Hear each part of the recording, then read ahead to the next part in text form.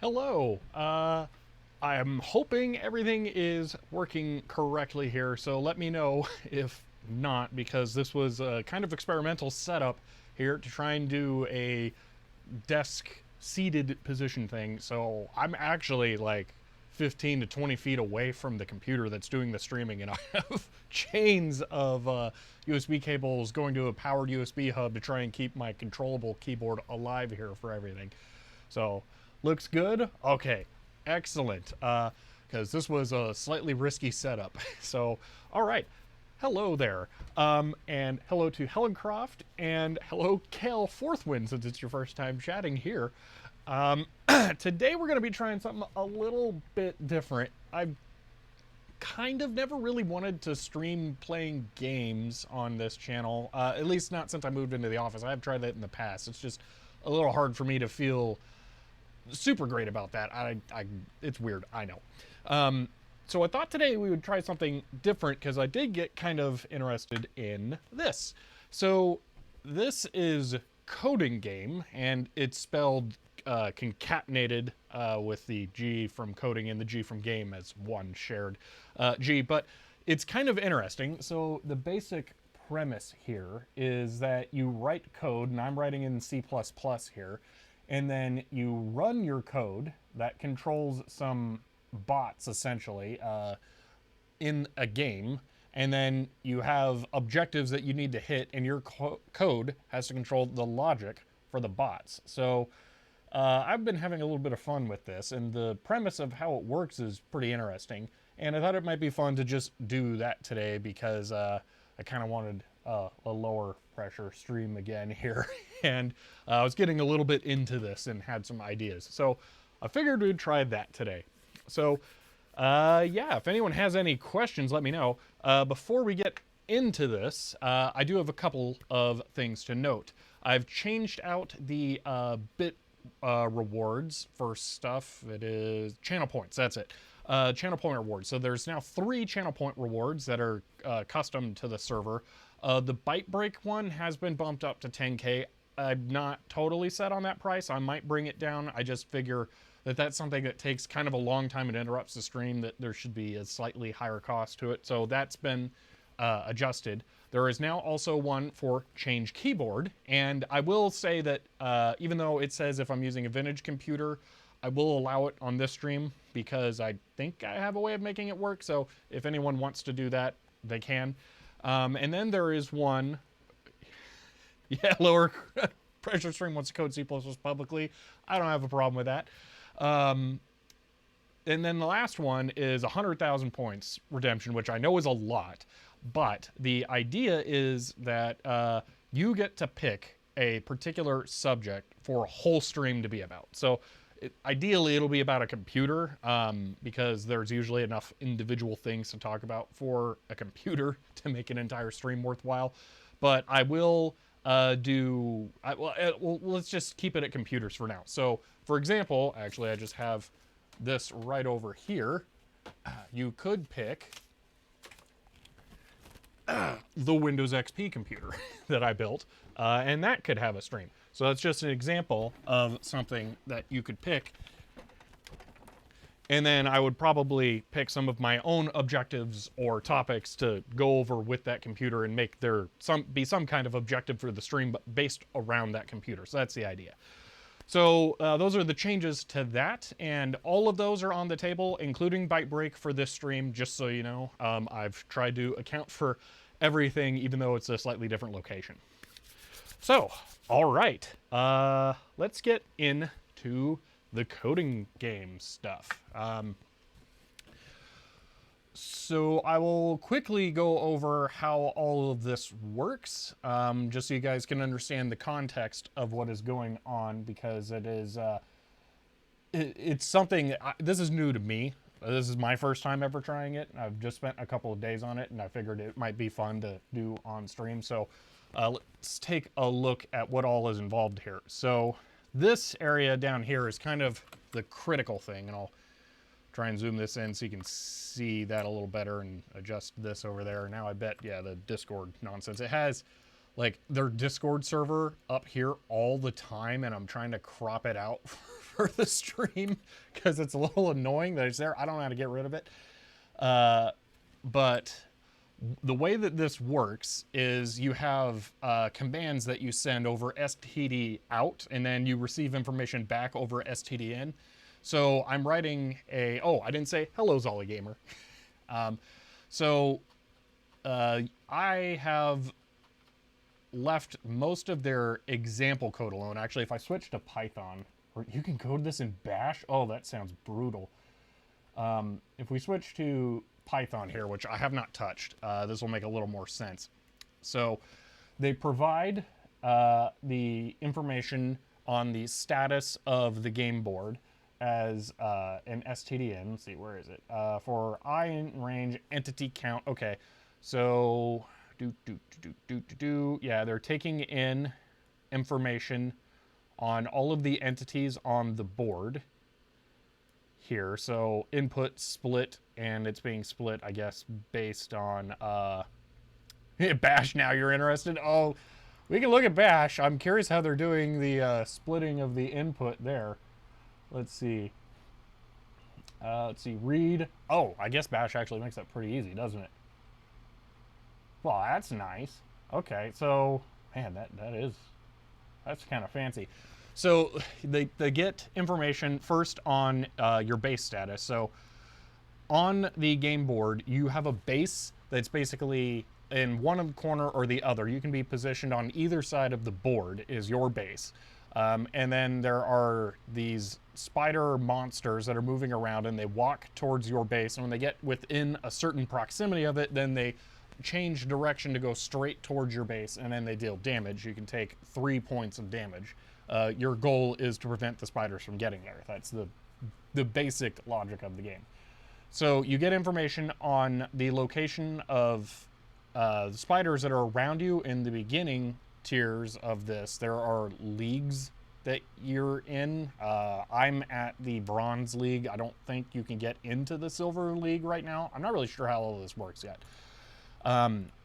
So when you're in the beginning league, there is none of this fog of war going on, so I can actually turn that off, for example. So the clouds there prevent you from seeing information about the location of those entities. So you have to be able to have line of sight on them. So if you have line of sight, then it will print the information about the entities into your code, and then you can read that in there, or I guess do whatever for whichever programming language you're using. But then it always prints in information about your base's health and mana, which is what I will be focusing on today here. And then you use prints over std out. So you can see here they have echo wait. There are 3 commands. There is echo, move, and spell. And then there's 3 categories of spells that we'll get into later. Personally, I don't see a reason to ever use the wait command in this, because you can move to the same position you're already in. And the way the game works, I find that to be beneficial. So let's see in the gameplay here. So there's this red guy here who is an enemy team hero. That's the term for the entities that either player controls. And they're coming over and they're kind of trolling my players. So one of the spells that you can use, here they do it, is wind. All right, so it pushes everything that is around the enemy player, and it moves all of my guys. Now, if I was using wait instead of the move command to continuously move to the same position I'm in, my players would be moved, and then they would just sit there. But since I already have the move command, they will automatically start walking back. Because one of the things about how this works is there are these numbers here. These are, they're not quite frames, I think. Yeah, because more motion happens than individual frames, but they are like moves in the game that happen. So because you receive all the data over std in and then you print over std out, that counts as 1 frame of gameplay. It's like if it was a role-playing game, everyone would have their turn around the board to do whatever actions they wanted. So that's 1 sequence that happens. And you can't send any other commands during that sequence other than the ones that you wanted. So having your characters have a move command to the place that you want them to be will mean that they can move in the time between sequences or frames. So I would prefer to do that. Anyway, where I'm at right now is I just unlocked spells for this, so I now get to be more of an aggressor than just a defender in this. So, let's see, I hate bash scripting. You can freak out because of a space, and debugging bash is a nightmare as well. Yes, debugging bash sucks. You basically have to print debug, and that's your only option. There are some debugging flags you can add, but bleh, no. I'm playing this in C++, which is kind of worse. But I'm more familiar with C++, so I'm going to use that. So, plus I get to do all sorts of pointer shenanigans in here, so I'm enjoying that part. So the first spell I'm going to be implementing here is wind, and then there are 2 other spells, and they have varying levels of usability. So wind spell will just push all of the entities that are around you towards a direction of your choosing. And this is kind of funny because I actually really thought this was going to be more difficult than it was. I was kind of envisioning, like, say your player is or the enemy you want to push is right here and you want them to go that way. I was kind of figuring you'd have to like put your player in line with that, and I was ready to do all this like complicated math from geometry to figure out where the optimal place is. But it turns out even if your player is like behind them, there's a radius around them, and you just pick a direction you want them to go, and you can just push everything in that direction. So it's actually really easy to implement. So this is designed to not require ridiculous amounts of math. But if we go back to my actual code here, you can see you will need some math. So like I've created a base class. I'll get into my structure, how my code is set up here in a moment. But for right now, I've added a base class that every single object in the map is assigned, and it has some rudimentary stuff. Like I've added a distance function where I can drop one object onto another object and get the distance between them. So I don't have to try and calculate that. It's just like a function of this. So yeah. Looking forward to the segmentation faults. Yeah, I don't think it'll be an issue. I would have to really mess something up, and I assume this runs in some kind of VM in the background. So yeah, it's not really a problem. Let's see, I'm curious how many people are going to hang around for this. So far, 45. Yeah, I don't expect this to be a super popular stream, but I thought I would try it just to see what happens. So, I think that basically explains everything. So I'm going to be adding wind here in a little bit, but I think we should go over how my code is laid out first because you'll need to understand the context. So,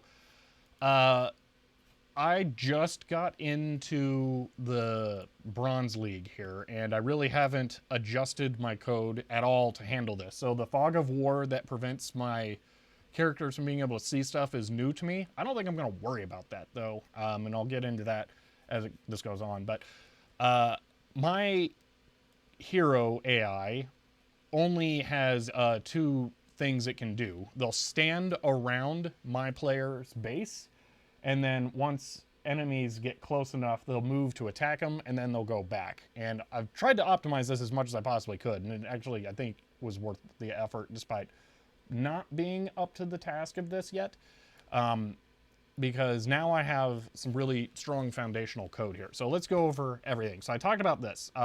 So this object class is specifically for holding information about things that can move around on the game board. So each one has an ID, and I'm sort of using identifiers that are given to you through the input. So here, everything is printed into my application, gets a unique ID. I'm not using that for the heroes right now. I probably should be, but it doesn't really make a difference, so I'm just not worrying about it. Mostly using IDs for the heroes for debug purposes anyway. Everything gets an XY coordinate. I'm not using that for heroes yet either. I don't know if I even care because usually there are other things you can do with it. There are some getters to get the X and Y, and then the distance function that I already talked about. So every single thing on the map I have represented as this object class. Down here we have an entity class that extends the public object class, and this is used to hold all of the information that's printed into my program. So every single entity on the map I store in one of these. So, see, I think programming is a good topic for stream, especially for your audience. I think guys interested in these stuff, 90% can program in at least one language. That's what I'm thinking, that it might be interesting, because this is kind of a totally different.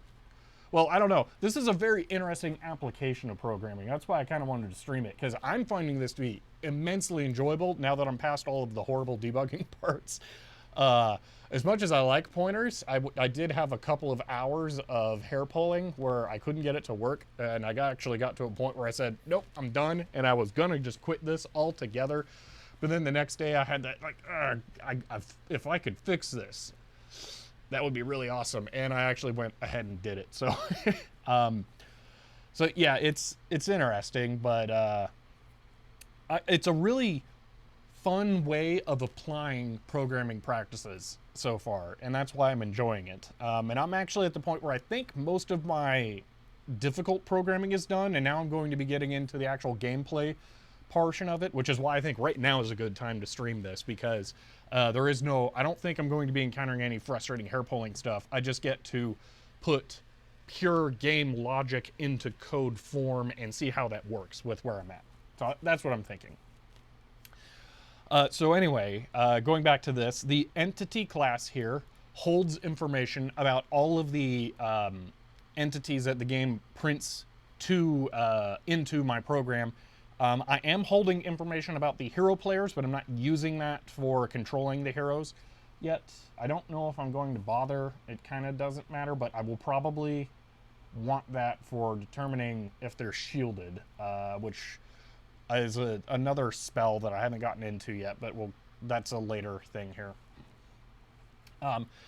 Okay, then we get into the real portion of my code, and we can start to see some of the reasons why I picked C++ here, because this is just what really gels with my brain. This is why I like C++ so much.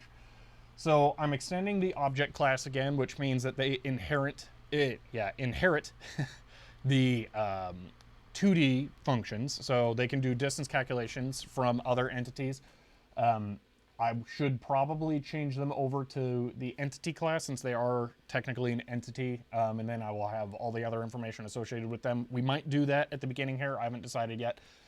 But let's go over some things here. So if you're not familiar with C++, using a tilde in front of a function name, a member name, however you want to think of it, that is the same as a class as a destructor. So when the class is de-initialized before the memory is cleared, it will run this function. So in this, I have a error statement. So this is printing to C error, and that's how you can do kind of like cout debugging in this in real time, because you have to actually print your moves over cout proper, so you can't really print other stuff to cout, except you can if you, but I'll get to that in a moment. So I'm printing, you know, goodbye, I was targeting this, so I can know it. Basically, this was helping me check for dereferencing when I was accidentally copying objects instead of sending pointers to them. So that's mostly error checking, and I don't think that this should actually get called anymore. So, all right, then when a hero is initialized, it gets assigned an ID, and this is just arbitrary, mostly for distinguishing the 3 heroes that are on the game board.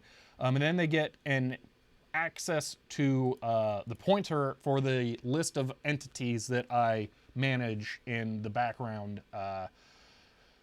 I'm not sure how I wanted to handle this. So far, this is working, and I don't really see a big reason to change it at the moment, but I'm not super thrilled with that. So that might be something that gets optimized away eventually, but that's how that works. Then there is an update class, or a function, member, however you want to think of it. And this is where the main game loop code for my heroes is executed. So later on, this gets called for every hero once per frame, and then the heroes plan their next moves here through that. So the first thing is it checks the state of the hero. So if we bring this back here, you can see that above my heroes that are blue, they have numbers and then guard. And this is information that I'm printing for them to display so that I know what the state of each hero is on the board. When the spider becomes within range, one of them will change to defend from guard, and then they are considered assigned. They have a job that they're doing. So they are taken off of the field, and they can no longer be assigned a task because they're busy. Now, I have a slight bug in here that will assign all of my heroes to defend one entity right now, and I might fix that. I may leave it, or I may try and work around it to keep it as a feature. I haven't decided yet. But in the early game here, I suspect, no, because the guy comes over and starts feeding spiders to them immediately. What should happen is one of them should go off to defend, and then the other 2 will reposition to hold a front line to guard better. But this state of guard, defend, and then I have one for attack that I will eventually use, will be how the logic for each hero is controlled and what their objectives are. So right now, if the state does not equal 0, which at this point means that they're just in defend mode, it will check which entity they are targeting and update their location. And it's doing that by retargeting the entity because they are assigned an entity later on in the code, and then it's hands off. They have to manage tracking the entities themselves. Okay, after they retarget the entity so they know where that is, they print out their command, and right now I don't have any spell stuff implemented, which is a different command. So you have your basic commands here, which, there we go. There's wait, which again I covered earlier, I think is useless. There's move, which will relocate them on the map. And then there's spell, which is they will do some kind of magic attack that consumes mana that your base has pooled together. So right now all they can do is move. And when they move, actually, they have an automated attack where they will swing their sword at the spiders. So you can get free attacks Which C++ standard do you work with? I think this is whatever the newest one is, because I've tried throwing like weird vector stuff in there and it's just taking everything. So yeah, I probably work with C++ 11 when I do personal projects. So they'll automatically attack something when they're just in proximity of it. So up until the spells, I haven't needed to have any other kind of command. I just move them to it and then damage is dealt automatically. So this will be one of the first things we'll be updating when we add spells to this, is this needs to have a, why is that going black? That's weird. This needs to be updated to have a new state for when they're in attack, because during an attack, they can't move because they're going to use their turn on the board during that sequence or frame to do an attack instead. So this will need to be updated. Okay. They have a status function that I call at some points to just check what the current state is.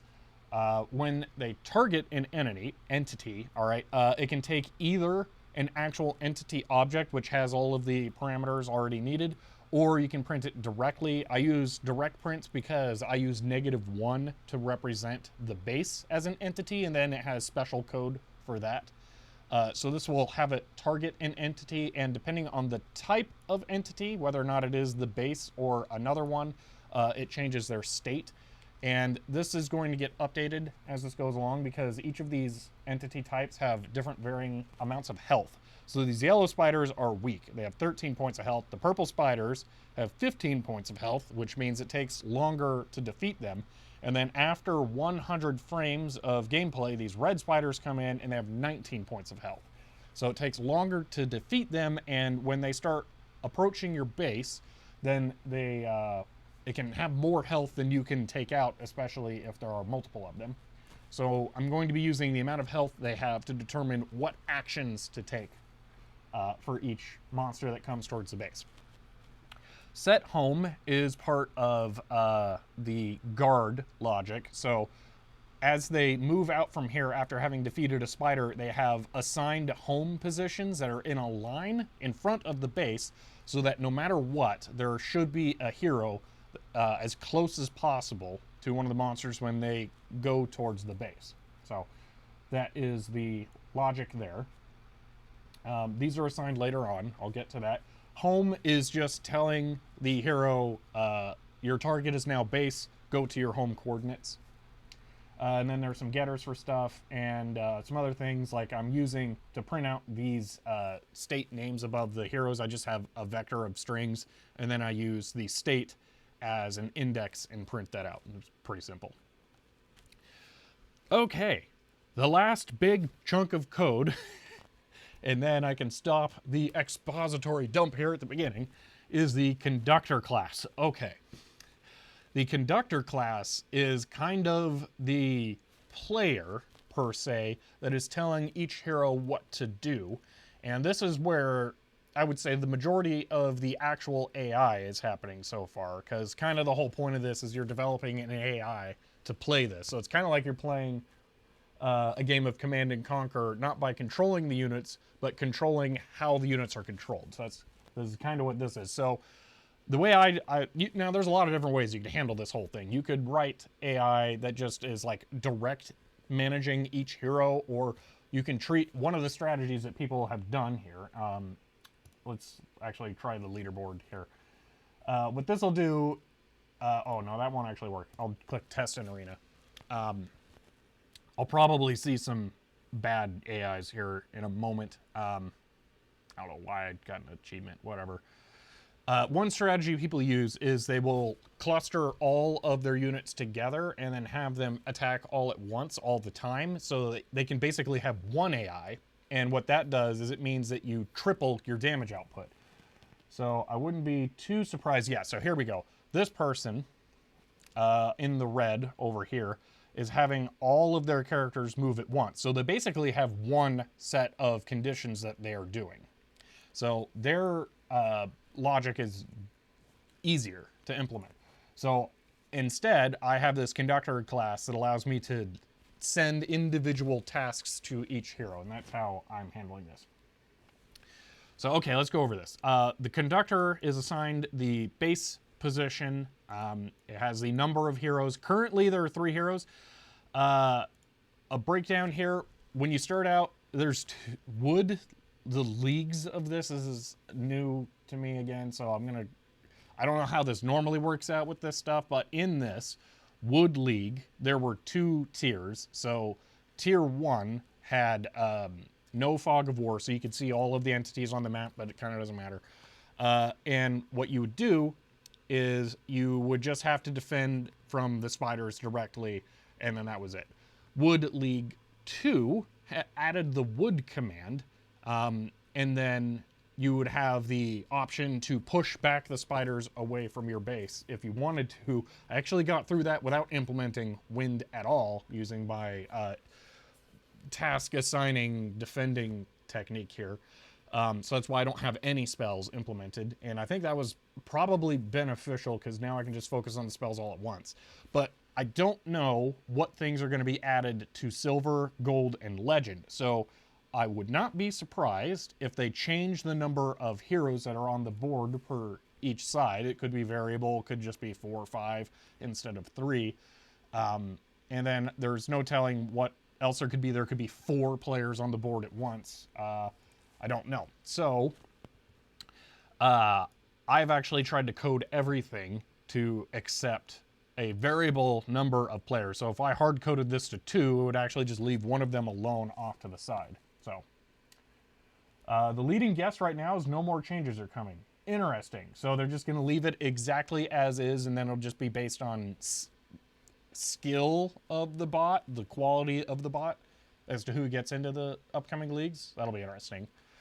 Because as far as I understand it here, so on the leaderboard, there was a each boss will stop a layer, but yes, okay. So on the leaderboard, how this works, I believe, is they will put up well, these are,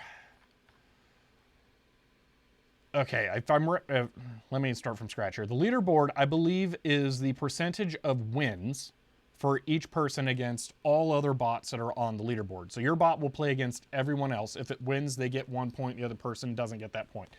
So what they will do to grade your bot is they will put in a bot of their own making, and then whoever beats that bot in more average wins advances on. And that's how it worked on the other tiers.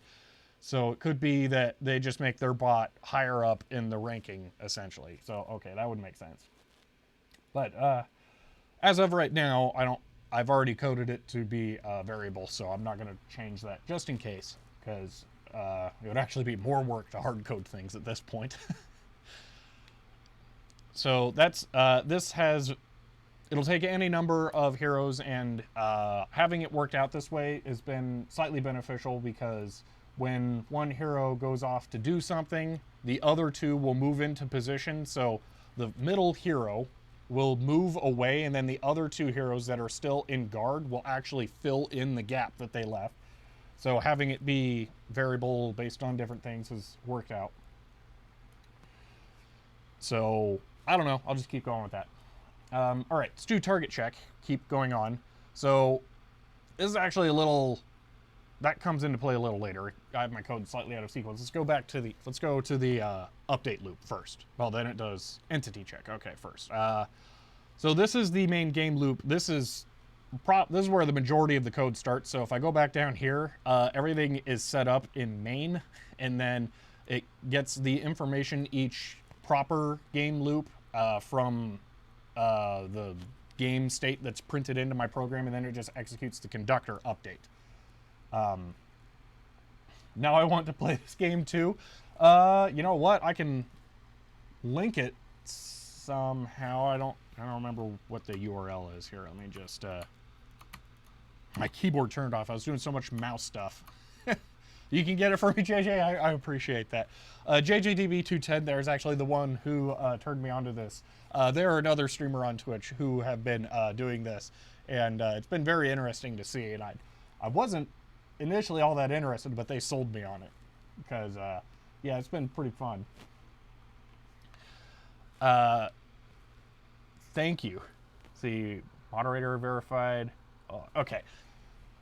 Yeah, all right. So Yeah, I do recommend it. It is really interesting for learning how to do software development, or just a refresher, fun practice. Okay, so back to the main loop. This is executed every frame as the main entry point to my logic. The first thing it does is an entity check. The entity check is mostly to see if any enemies have died, because it doesn't leave you when they died. So yeah. Hello, digital TOS. It's your first time chatting. I'd like to try it too, but I'm working with code 5 days a week. Yeah, I understand that. I may have a degree in programming, but I don't actually use it in practice. So this is kind of just like a fun refresher and flex. Yeah. Let's see. This has a way of taking over one's life. Yeah, that's why I'm streaming it right now instead of doing whatever I was going to do, which today was probably going to be failing to refurbish a floppy drive, but we'll put that off till later. Let's see. Anyway, this is mostly to check whether or not an entity is still alive, because what happens is I print out the information I have for all entities that my characters can see here. So at this point, you can see several bits of information for the entities that are within the fog of war here, but they don't show like health 0 when they die. They just disappear. So yeah, see, CPP, yeah, it doesn't have to be C++. I was showing that earlier, JJ. There's a bunch of stuff. I was actually using the Python and Bash examples to show how the basic code works, because my C++ stuff is all sorts of all over the place. But they don't leave the entities in there with health 0. So what can happen with the way my code is structured is the heroes will have an entity targeted that no longer exists. So what this does is it goes through and checks if the heroes have any entities as their target that no longer exist, and then it clears them out and sets them to go back to base and guard. So it would be a great refresher for me in C++. I have more experience with C#. That is a thing, is that you can also, yeah, Bash really caught me off guard. I didn't think that would be in there. There could be a lot of weird languages in here, but they seem to mostly have it down to standard ones, although I've never heard of D before. That's a little weird. And F#, I guess. All right. But anyway, this clears out entities that no longer exist, but it also, actually that's what, where is it? Target check. No, that's what that does. What does this one do again? Oh, no, entity check is something else. I'm getting my loops messed up here, or functions messed up. Okay.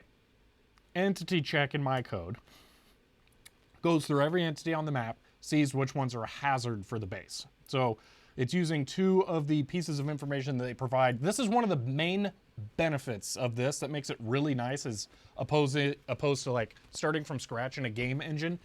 Some of the information they give you really makes it so you don't have to do a ton of work. So right here, we can see near base. It'll tell you if the monster is near your base or near the enemy's base. So you don't have to do like the geometry math to figure out whether or not the trajectory they're on is going to take them to your base or take them to the enemy's base. You just get a status flag, and they compute that in the back end, which is really nice.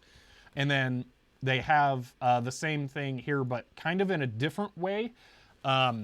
This is whether or not the monster, I believe, has actually targeted. Okay, so this is what I was describing earlier. The threat for, that's the trajectory that it's currently on. And then near base is whether or not it is in the radius around the base where it'll start targeting it. So if we go back to here, so if you watch this yellow spider, right, if I do that, you can't see it. Can I? No, I can't move that over. Okay, just gonna have to see it in small screen here. The spider changes trajectory, turns slightly left to go towards the center of that yellow circle radius. That's it retargeting the base because it got within range. Okay, this one right here is even better. It got within a specific radius of the base, and then it changes its target to the base directly. So you can actually check whether or not that is true with just this, with basically a Boolean. It makes it really easy to determine whether or not something is a direct threat to your base. You could try and compute it with other stuff, though. You have the XY position of the entity, and then you also have, I haven't looked at how these work directly yet, the trajectory of the entity. This is probably a velocity that they're moving in. As far as XY is concerned, it's probably positive or negative, whether or not they're moving left, right, up, down. But you could figure it out if you really wanted to by computing that. But they give you a lot of other stuff so that you don't have to, which is really nice. And one of the reasons why this is actually fun and not just like another day job. So, okay, if the enemy is on a trajectory that is a threat to my base, my code tries to find a hero that is not currently assigned an entity. So we'll go through. It'll create an empty hero object. It'll set it's not assigned. See, I got tired of dealing with that mess that other not properly educated developers made, so I abandoned software development, now work as a sysadmin. I can get that, yeah. That's one nice thing about this is that they don't just totally abandon you. So it is actually well-structured and fun. But anyway, it tries to assign a hero. If it's not assigned, this is false. It starts an iterator through all of the heroes. It checks if their state is 0 first, and then if it is, if it's not 0, that means they're assigned a task. So it's not going to assign that hero something to do because they're already preoccupied. If they aren't assigned a task, then we first go here, and the first one it finds it's not assigned a task, it immediately assigns them the new incoming threat. Then it goes through the loop again, and once it has already assigned someone, it will check to see if there's someone else that's closer, so that the move is not wasting time by where someone else could have walked past a different hero and got there a little quicker. So this tries to find whichever hero is closest and send them to go do it instead. So this is probably overly optimized, but it's working, so yeah. So that's what that does. That is assigning tasks. Then we go back to the main game loop here. It's going to start to go through all of the heroes, then it does the target check. Okay, this is what I was talking about earlier. Target check here is for checking whether or not the entities have disappeared. This could happen if they go past the fog of war as well. This will make sure that the heroes don't have a target that they can't reach anymore. And then if they do, it'll reset them to go back to the home base. And I have a minor kludge for the home base. I have to run it kind of twice because I have to set it. This sets the heroes to go to the home base. Then this refreshes their positions because now there will be a new one whose target is home base. So it has to recalculate their distribution on the guard line. And then it will reset them again to go back to the home base. I could make that a little more optimized, but so far efficiency hasn't seemed to be required for this. I think the whole thing's pre-computed. So there is no like just-in-time component where you're losing points if your code is slower. So I'm just whatever. If it kludged and works and it's not a super horrible kludge, I'm going to leave it. Okay. Then it will go through each entity or each hero object. It will have them run their update, which prints their location or move or whatever. It will then print their status so that I can see what they are currently doing. And that also tells me that they executed their move. And then it will go on to the next one. Okay, I think that is everything. That was a lot. There is a time component. Response must be less than 50 milliseconds after the first turn. You have 1 full second on the first turn. Oh, okay, I did not know that. Interesting. Lady Ironborn, thank you for the tier 1 sub for your 3rd month in a row. Wow. All right, that's good to know, JJ, that I can't leave it too loose. I'll try and keep that in mind, and then if I get disqualified at random, I assume it probably tells you something like that. I wonder if there is an inherent advantage in using C++ over something like Bash then. All new name, same great taste, yeah.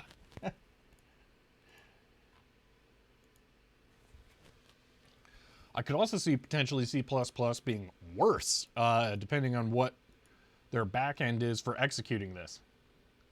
See, it will tell you, but it can be confusing. You'll get the same message as if you forgot to give a command for a hero. Ah, okay.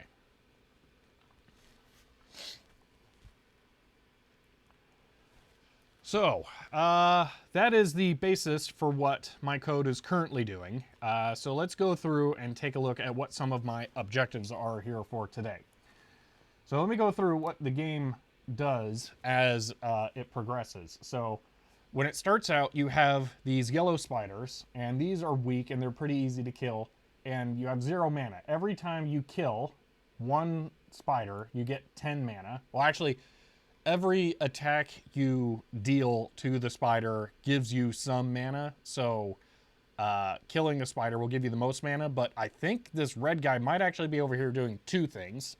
Their AI might be over there to, you can see they actually just pushed the spider towards my base, which is going to make it more difficult for me because I now have less time to kill the spider, but I think they might also be over there to try and kill steal. So that they would get some of the mana that I would get if they didn't have someone over there.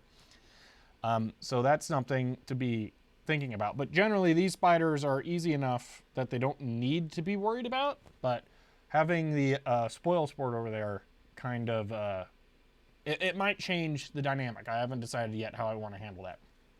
But, so you get through those yellow spiders. At that point, I want to try and save up as much mana as I can. So you can see here, they've been using spells. They have 8 mana right now. I have 112. So not using mana early on with the weaker spiders could be a strategic advantage. Then we get to the purple spiders. These are way more difficult to kill. Well, not necessarily way more difficult. They have 17 health versus 13 health. So, you know, it's a 25-ish% increase. So it's a bit. So it might be beneficial, to, on these ones, push them back with wind to give you more time. The other 2 spells that exist that I haven't really covered are potentially even more beneficial, but possibly later on. So wind just pushes them back, but it does not change their trajectory. However, there is a different spell called Control, and what that allows you to do is it allows you to redirect them. Now, the purple spiders are slightly harder to kill, not very hard to kill, so it may be beneficial to let them continue on the trajectory towards your base and then kill them, but just buy yourself some more time. And it would be possible to calculate their distance to the base to find out, will I have enough time given however many heroes are currently assigned to them. So that could be a strategy, and then continue to build up mana that way, and then maybe spend a little bit if needed. Then we'll get to the red spiders, which have 19 health. It's only 2 more than the 17 health spiders. Why is the camera moving? Is that sort of smart move thing it's trying to do? The camera is moving because it is doing face tracking. It's probably not needed on this setup now that I think about it, but it's trying to keep me in frame as I move around because I have a tendency to move a lot, and I wanted it to be tight, the shot, so that's what's going on. But also, hello, Mew-oi, or Meow, I'm not sure how you would want to pronounce that. But yeah, that's what's going on. Also, if you want more information about that, face. Keyboard is still... This is a Keychron K8. I kind of regret buying this. Because it really has a lot of issues with Bluetooth connectivity. So I'm just going to have to sit here and spam, there we go, a button until it actually connects. But if you do that, then you can see more information about that. Anyway, where was I at? The red spiders, they can be a lot more difficult to defend against because they have so much more health. But, so it might be worth deflecting them away using Control. But one thing you could do is you can also shield enemies, which prevents them from being controlled or winded for 12 turns. See, I keep hoping the camera person zooms into some of the big boxes. Also, hello, Shelby, hello all. Hello, Spies of Mud. Well, it just lost it a little bit there. It might have an easier time here because I have much better lighting here right now. I actually have my full power filming lights set up here for this. At the other spot, which I just realized I left those lights on. Oh well. I don't have as much light, so it's actually, I'm much better lit for this shot than usual for streams. So, but anyway, it might be worth targeting the red spiders to go over to the enemy's base and then shield them so that they can't be magicked. But I don't know how long the shield lasts. It lasts for 12 rounds, so you could control them. Or does control, hold on, spells. Oh, I may have got these confused. So you could control and then shield to prevent them from being redirected. Okay, so you would want to control and then shield. Okay. So you could basically have spider cruise missiles that go straight to their base, and then there's very little they can do other than straight up trying to kill them. And since they're stronger, it would be a little more difficult. See, I love the Blue Scuzzy stream where the mouse got their dramatic zoom sometimes. Yeah, it's part of why I'm leaving it on there, because it's kind of fun. So, see, it's not actually face tracking, it's just poor fan holding the camera for hours on end for him. Yeah, really. I actually realized how it worked the other day and described it. It's PTZ controlling a frame cropping. That's what it is. So it'll move with a velocity instead of an actual location objective, which can, when it loses tracking of the face, it can then have issues. Like if I move over here and then hide my face, it might actually keep sliding off to the side. It's a little funny.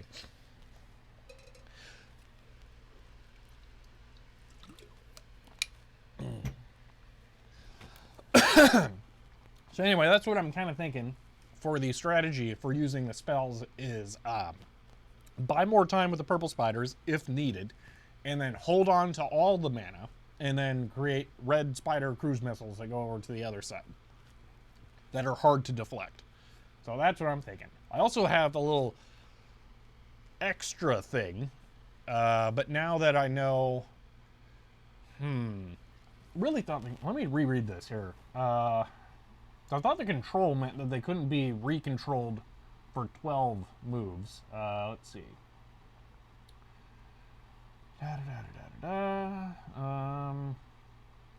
Control.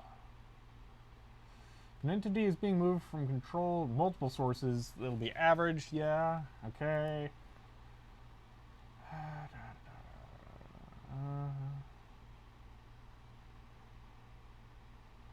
See, is there a command to see what this whole thing is about? That would have been a good idea. You know what? Let's do this real quick. Well, I'm going to go over to this. I'm going to go to Nightbot. Nightbot. And then I'm going to add a new command here. Let's see. Dashboard commands. It's the thing called commands. Okay, add command. Exclamation point. Game. And then I am gonna steal JJ's link from earlier.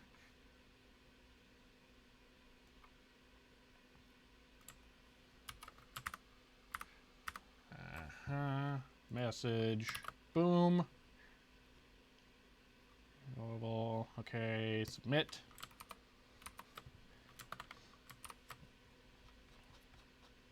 And, oh, no, let's get, oh, where is the link?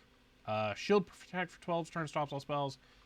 Where, okay, I gotta find the Codingame link then. Let me, see.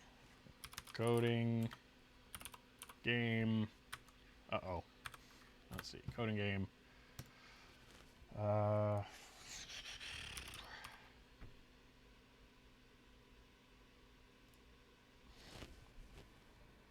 Let's see, where is it? Hit friends, find your friends will be at bottom. Okay, let's see. Friends, aha! Oh, that was so hard to find. It was just right there. Thank you, JJ. that will make more sense to do. Where'd the thing go? Do. Edit.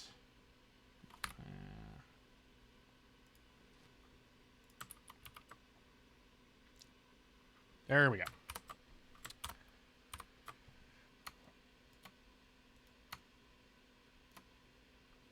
And now we should be able to do, boom, that'll take you to what it is.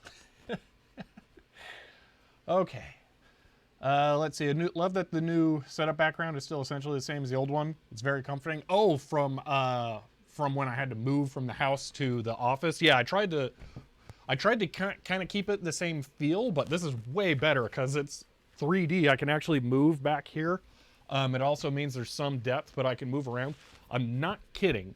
The set that I used to film at home, I had this much space to squeeze myself into between the table and the bookshelves. This is way better. Fitting a chair like this, not even close to possible. So even this has been a massive improvement here. And thank you for the sub, Mew. That's really appreciated. The Prime sub. So, okay, there we go. That's that. Let's go back to capture, and now I'm going to need to fix this because I messed it all up here with moving stuff around. Go to there. And I may have changed the zoom, but whatever.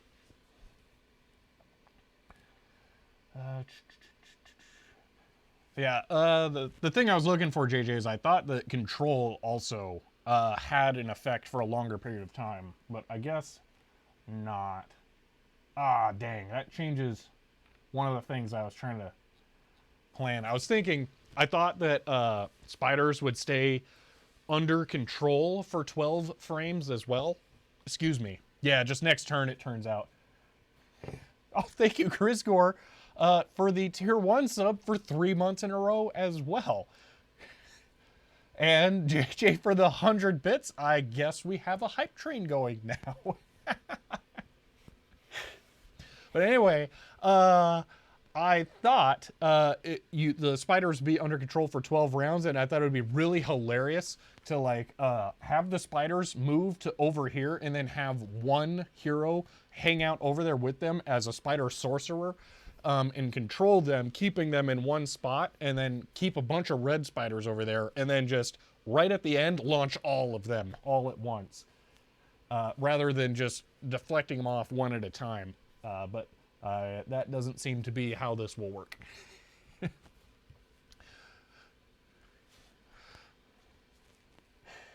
But okay, let's see about adding something. So I need to have the ability for them to cast spells, and I think let's have them start out by so I think 2 problem with that plan will be the auto attack of your own unit. I would have them spaced out, that way one person couldn't have their hero come out or come over and like wipe them all out. They'd have to move to them one at a time, which would be slow. Running out of mana.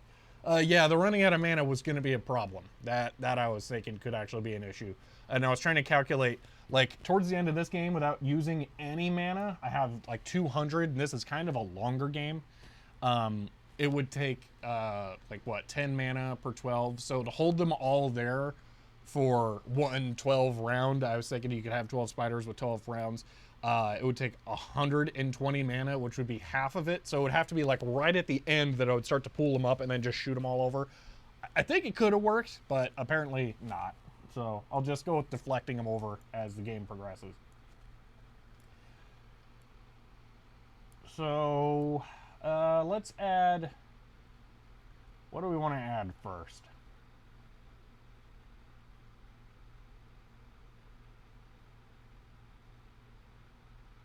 I'm not sure how I want to handle the red guy being over in my base, because I feel like there's not a lot I can do about that. I could try and wind them away, but they'll just walk right back.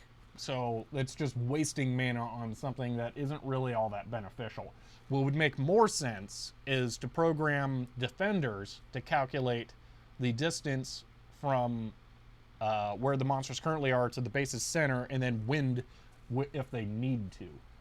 So I think that's the way to go. And essentially, they can do 2 damage per frame. Depends on how quickly the spiders move. So what I could do, can I advance? I can keyboard advance. Okay, so let's calculate how fast the spiders move right now. I think that'll be beneficial to know. See, do they all move at the same rate? The purple and yellow ones there are moving at the same rate. Coding, yes, Cody. I'm doing Codingame right now, actually. See, I think as crazy as it sounds, I think I might end up shielding spiders that are a threat within 12 of your base. Interesting. I'm trying to think of what your strategy might be for that. Would it be to prevent kill stealing? Because then you're stuck with them locked in.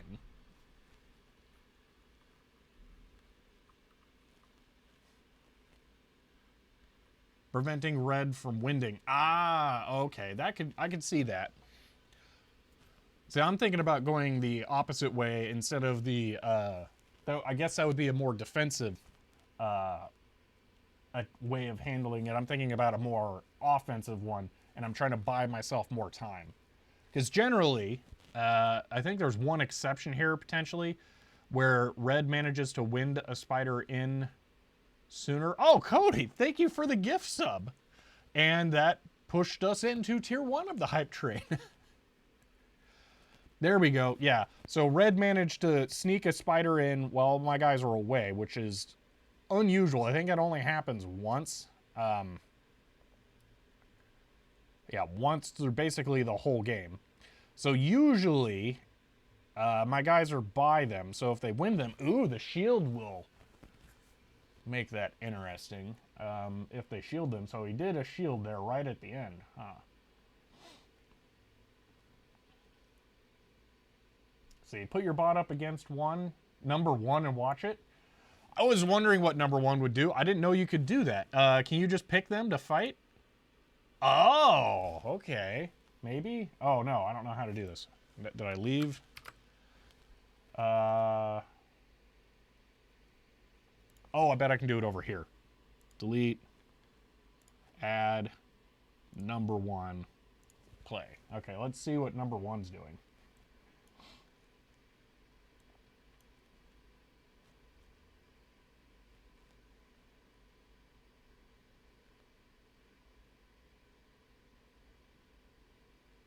So they're going out and they're farming mana.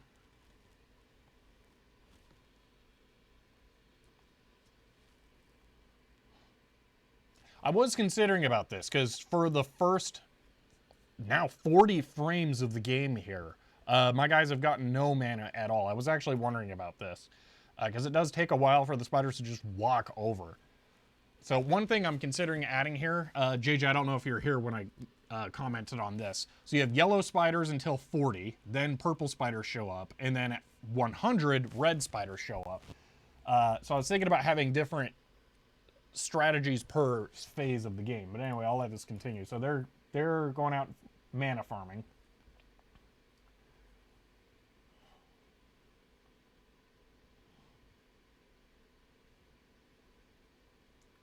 All right, get to 50 or so. And see, they have 2 defenders, and they kind of just start pushing.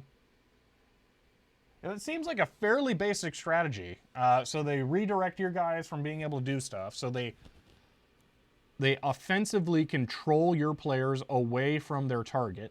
So that's what's going on here. My guy was going there, now he's going somewhere else.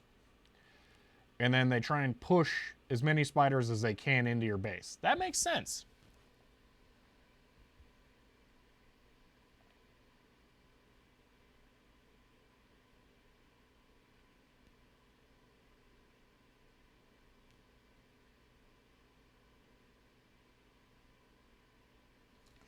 My goal for this is not to be number 1. I just kind of want to have a good time with it, so I don't, and I'm not really interested in doing the super offensive, going over and messing with people type of strategy, so I don't think I'm going to try and do something like that. I just want to see what my, just for funsies, beat me. Can I search for someone? JJ? DB210, a little disappointing they don't have... Oh, wait, really? Oh, how about this?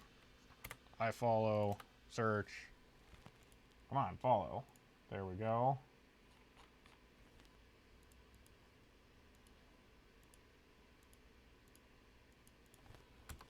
Well, why is it not going?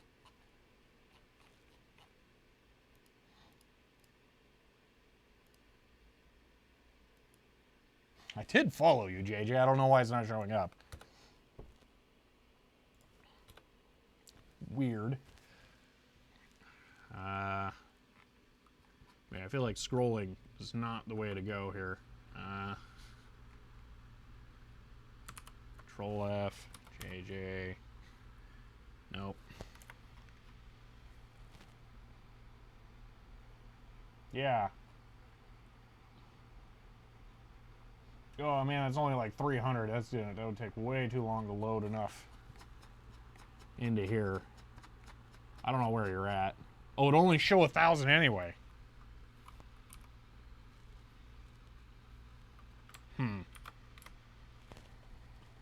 Oh, and JJ, Digital TOS, thank you for the tier 1 sub, and JJ, thank you for the 200 bits. Oh, it won't do that? Okay. School. Professionals. Insta fluff. Will that do it? No. Well, that's no fun that you can't find them.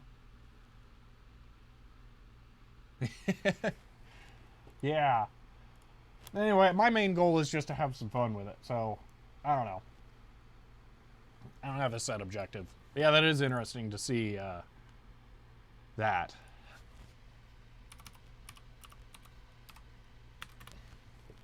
Yeah, no, it won't work.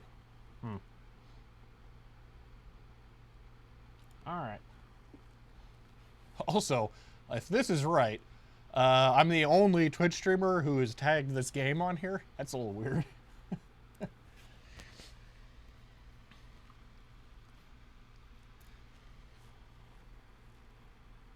Yeah, JJ, that would be fun to try the different strategies against each other.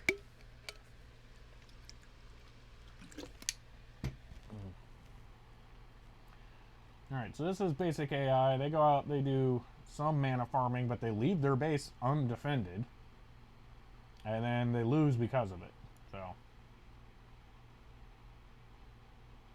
give it a few more days, it picks up once all the ranks are open. Alright. So yeah, alright, I think let's go back. I want to calculate the spider speed.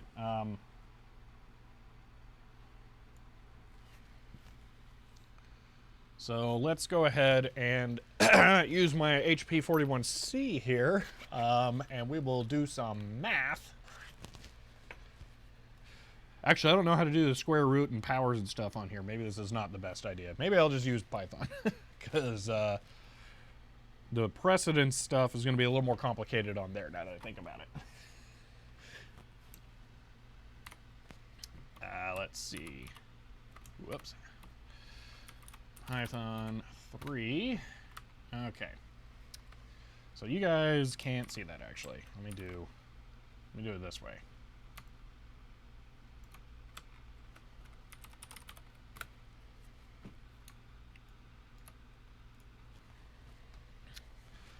So x1 equals, let's go with 8953, 8953.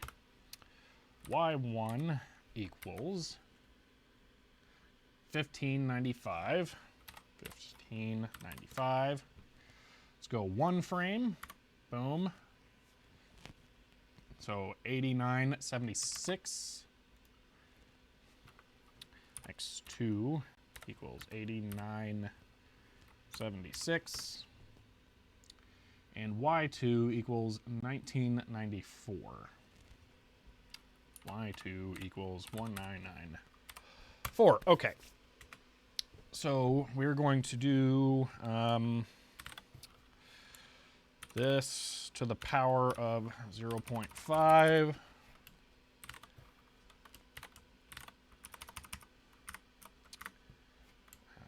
To the power of 2. Power of 2. That's the basic formula for distance calculation. X2 minus x1. Y2 minus y1. 400, almost exactly. Okay, that makes perfect sense. So they move 400 units per frame. Okay. So you do, I believe, 2 damage per frame.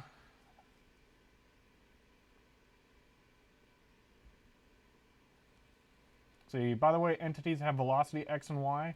Yeah, well, I was trying to calculate overall. I want to see how many frames it will take for them to get somewhere. But thank you, Stack Overflow Woof, and special hello since it's your first time chatting.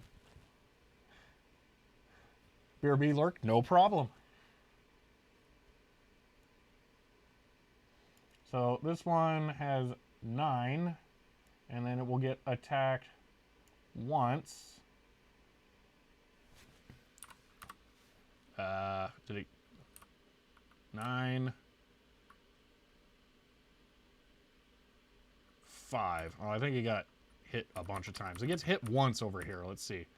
So 11, 9. Yeah, so they deal 2 damage per frame. So let's make some notes here.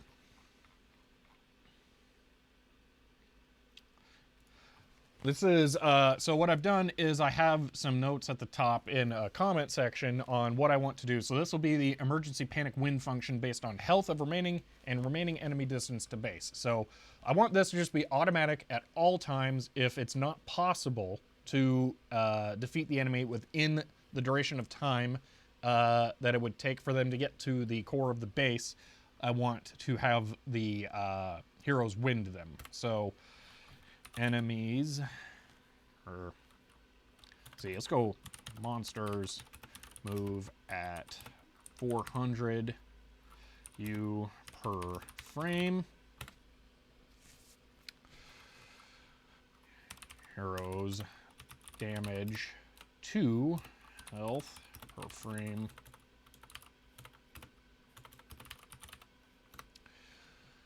The distance is 5,000 target radius for the enemies. So what we need to do, if distance is less than the distance needed to kill them, so each frame they will move 400 units closer. So their health times 400. So health times 400. That would be their health remaining times 400. That's how long it would take to kill them. Then it should be winded. Okay. Let me just think that logic through because I'm pretty sure that will work.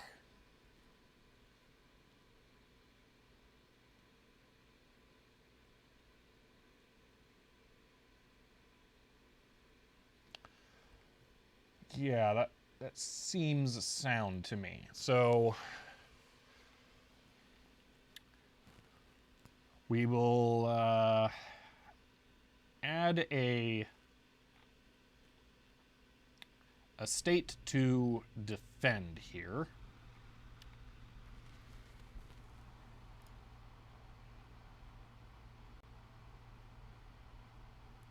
So if state equals, we'll go with actually equals 1 for defend. see. You really like my setup? Thank you. For the streaming or for the code? I'm not sure. Which you mean precisely here.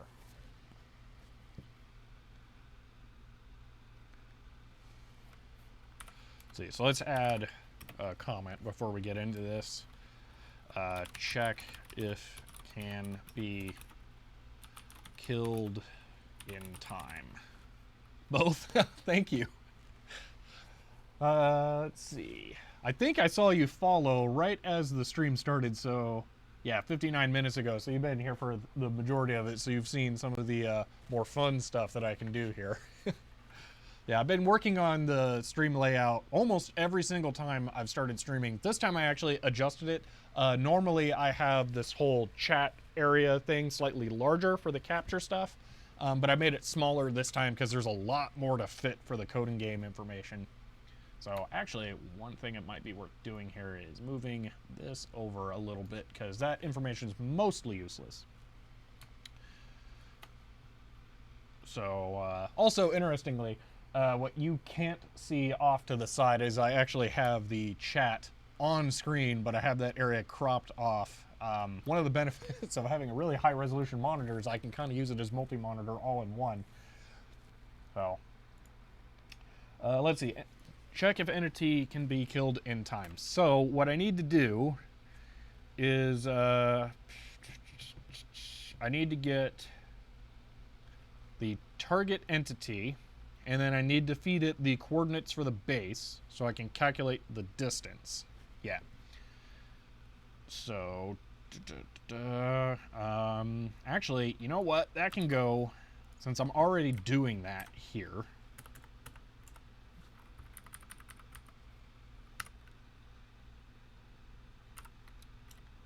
Oh yeah, this is a, so one thing I've been doing here is anytime I've had an idea, I leave a little to-do in the code relative to where it is. So this is an idea I had.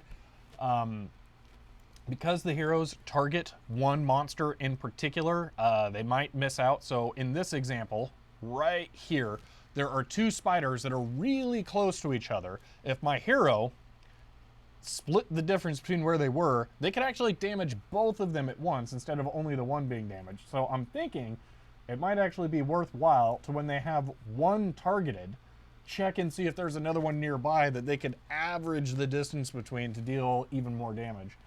That's like a nice to have feature that I'll implement later, and it'll make it slightly more efficient, but not super efficient. So I might do that later, but yeah, right here, if the enemy can't be killed in time, the hero needs to spend their turn using a wind command to push them back. So, see, can you fight against players on here, or is it only against AI? Also, hello, Nomad Pixel, since it's your first time chatting. So down here, you can actually choose the other players to fight against. So I was actually trying to find JJ, who just commented there's bot, and it turns out you can't really search for people, which is kind of weird. I don't know why they have these filters here. If you can't like find anyone, it's a little weird. But you can pick any of the top 1,000 players AIs, it seems, to play against. So, yeah. Only for friends? No, it's not really only for friends. You can do game here, and you can join if you want. So I guess it's been too long since that was done. I need a lower cooldown on that. Oh. Maybe I should do this first, so I'm not showing you everything. Let me adjust the cooldown on game, because we're chatting a little bit here. Game cooldown 5 seconds. Why did it not work? That's weird. Oh, Nightbot was just slow. Never mind. Okay, so yeah, you can click that link and join if you want, Nomad Pixel.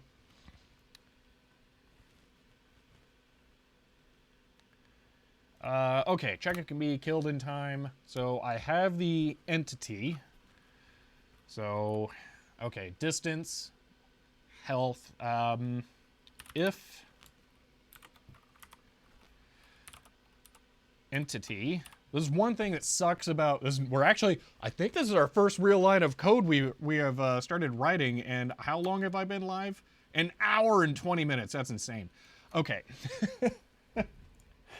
I think that link goes to another place, not the spring challenge. Oh, it's not for the spring challenge, it's for the invite. But once you create an account, you have to go through some like little tutorial steps on their website. Then there's just a really big button for joining the challenge. You do need an account, but you don't need like a specific invite or as friends only or anything. So,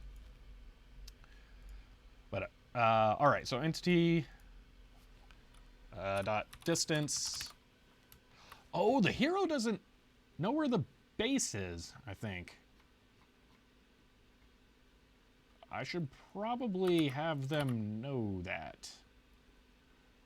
Switch your scene. Good call. The first line of code written and you guys missed it.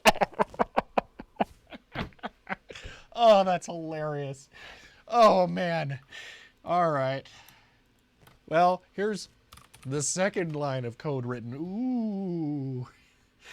I'm going to add the base information to the heroes because I think they should know that so they can calculate distances to know things. So each hero added, heroes are added. So this is a problem I had. I was trying to pass through the pointers or the references for each hero individually, and that ended up becoming a huge mess having a vector of pointers. So what I've done is I create the main list vectors in the supermost position, and then I pass pointers or references to the vectors, and then I can navigate through everything because I was having some issues with dereferencing. So anyway, let's heroes per player. Heroes, we're gonna have to add. Actually, I can just copy. Wait a minute, target. Oh yeah, so add that. All right, and then I will go adjust to the hero constructor to add that int and int. Okay. Then we will do base x, and base y, and base y. Okay, now they know where base is. So distance to, is the distance, it just takes xy, right? Yeah, xy, okay. And base, actually I'm just gonna copy that, and then I'll just delete the int, boom. Because copying and pasting never introduces errors in code. Okay, if the distance of the entity is greater than, no, less than, let's create a constant up here.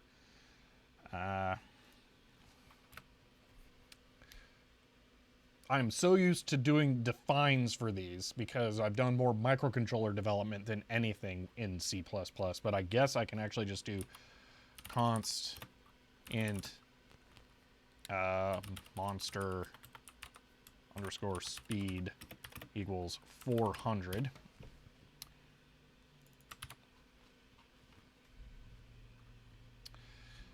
Okay, so entity dot health. Ooh, tab complete did work there. That's nice. Times monster speed. Okay. So the health they have remaining times their speed would require that they be winded to increase their distance. So that'll make the distance larger. So ideally it should then be smaller or bigger than that, and then this won't happen. At this point, let's see. They should have a move. So down here we should have a switch statement that is either to move to position or attack in some way. So we will do a int action. Let's call it an action. Equals 0, which would be wait, and we will never wait because waiting doesn't do anything. So 0 equals wait, 1 equals move. See, by the way, this is such an awesome documentary camera. I imagine someone far away filming you for a documentary developer in their natural habitat. I had considered that it would add some of that weird, like, natural shake. Oh, that does have to be weird. This is probably also gotta be one of the strangest ways to do, like, a face cam for a computer stream, but this just made the most sense to me for what I have set up. I did not want to stand while I just do programming on a computer for the whole stream, so this is kind of, like, the only desk area I have here that would make sense for this, so this is kind of strange. See, rubber duck POV, yeah. Oh, I could, yeah, slap a GoPro on my face, go from here to, yeah, other things.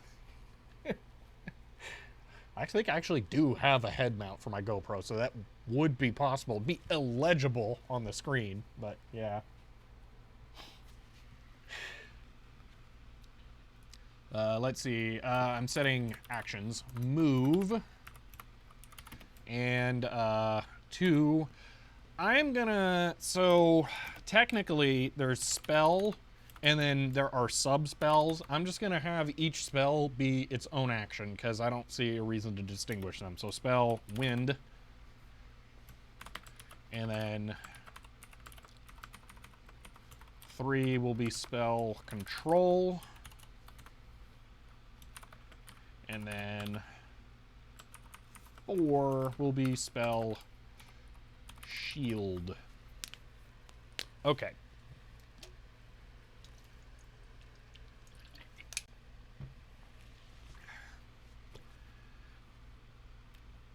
All right. Final stage, print action. Okay, switch. Action. It's been a little while since I've done a switch statement in C, so let's see if I get this right here. Case 0. I don't care about case 0. I'm gonna let that cascade into case 1. Case 1, actually, I should do string response equals blank.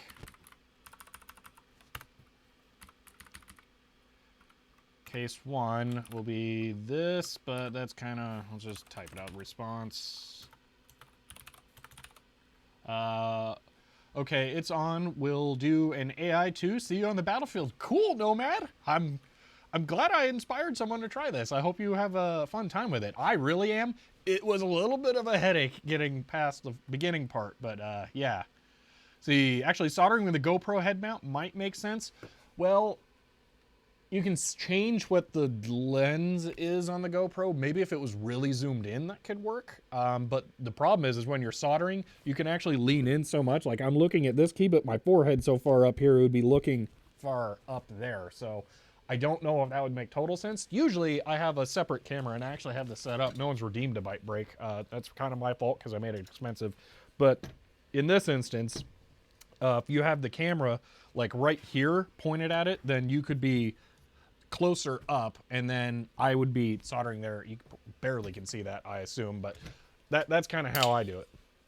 See, I'm tempted to suggest instead of being Team Instafluff, you should form a team. Possibly, I don't know. Maybe I was gonna ask if I could join your team or if you'd want me on your team, but I don't really know. Let's see how many people join by the end of this stream and see how that goes. How about that? Okay, response. What do teams do? I have absolutely no idea because I don't know. I've barely done this at all so far. So I misspelled response, but we'll just do that. Let's see. This. Bingo. Just allows us to see each other easier. Instafluff welcomes all. They're another former FFL member. Okay, coding streamer. For those not aware, FFL is Family Friendly Live. It is a team on Twitch of streamers. The team is run by David B. Kimball, who is, I think, mostly a Melee streamer. So Yes, and I believe JJ is a part of their team, so yeah. Okay.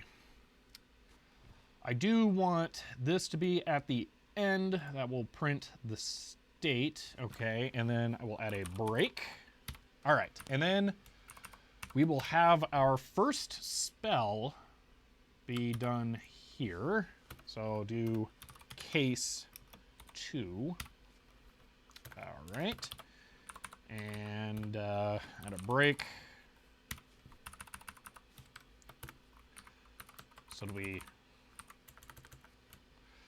spell? Ooh, that's interesting thing here. I need an action position. Oh, okay. So Cody, you did redeem that. I don't know if you were here when I mentioned that at the beginning, and I may not have explicitly mentioned it enough. So I've updated the byte break to where you need to specify an issue, a month, year type thing. So the description says that now, I believe, please specify a month and year, optionally a page number. Yeah. Since I know you're cool, I will go ahead and do the search. We'll see if I can find it. Let me do this really quick. I'll navigate to the byte place, but yeah, in the future, it'll be better if you can search for it.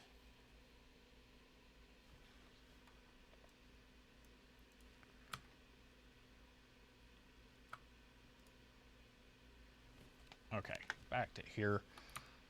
So we're gonna do search and see if we can find that. Oops, can I reject it? As in have me refund it? Report reward redemption. I don't know about that. He can refund. I'm trying to look at it here. Hold on, let me do this.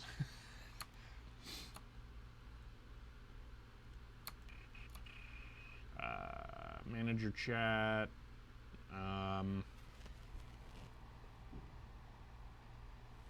Well, I can search for it. It's not a problem. I mean, I'll have to hit enter here. Okay, there is no Performa 575. You can only refund it if you don't have it set to instant redeem. I don't know how it's set at all.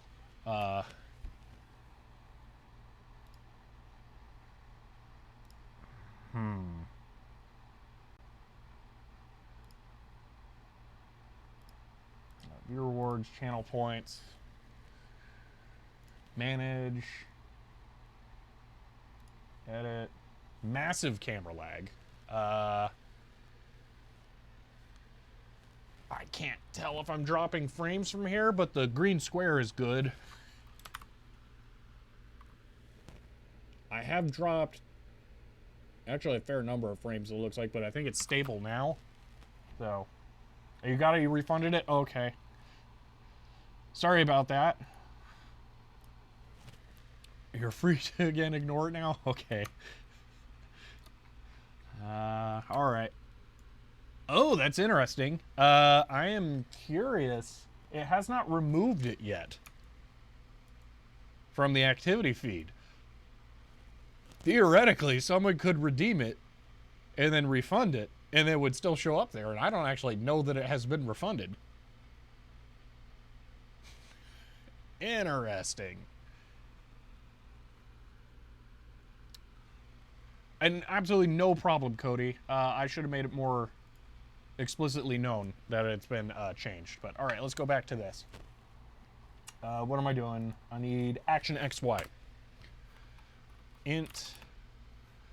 Oh, wait, no, these already have a target. I don't need to specify that. Although, wind should actually be targeted towards the enemy base.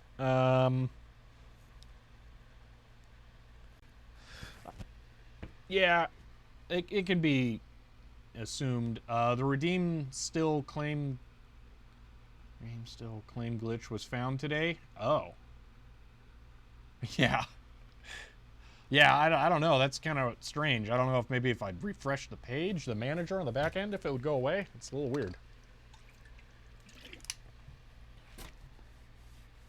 Yeah, only mods can do it. It is in the reward request queue in the mod view. Yeah, that's what I'm seeing. Is that it's there? Yeah. Oh well. All right. So this should be kind of implicit. This is in the hero class. If they know where their base is, I can use. I have some code somewhere else where it's in the home position calculation. That's it. So if my base is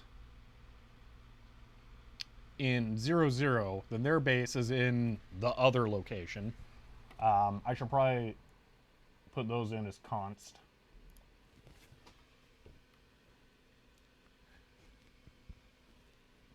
So where is it?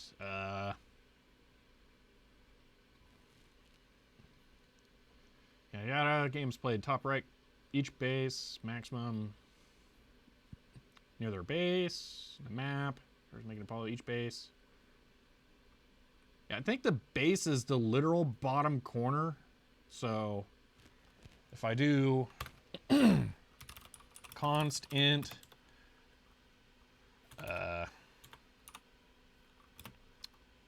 so it's right bottom RB base underscore x equals, probably be a more appropriate thing to caps these, but whatever. So that'll be this. Then RB base y will be 9,000. 17,630 is such an arbitrary number.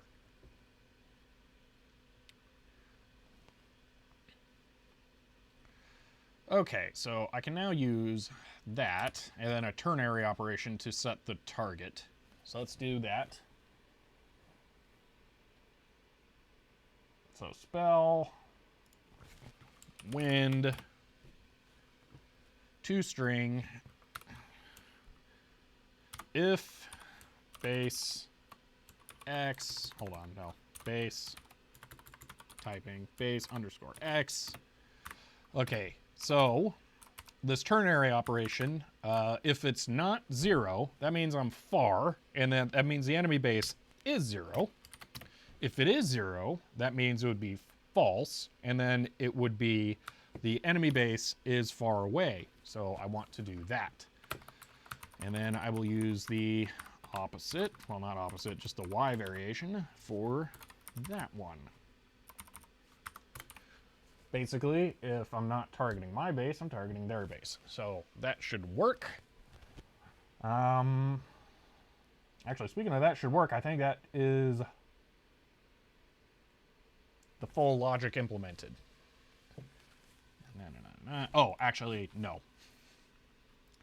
Action needs to equal 2 here. If they are too close, action is 2 so that it wins. If it's not that, I will have an else to do this. And then later on, I will have it do the split the difference thing. I don't care right now. Okay, and that'll be action 1, which is just move. Okay, play code. Why can't I play code?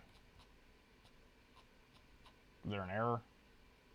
Please select one more agent. Oh, okay. I need to add the AI. Boom. Yeah, let's see what happens.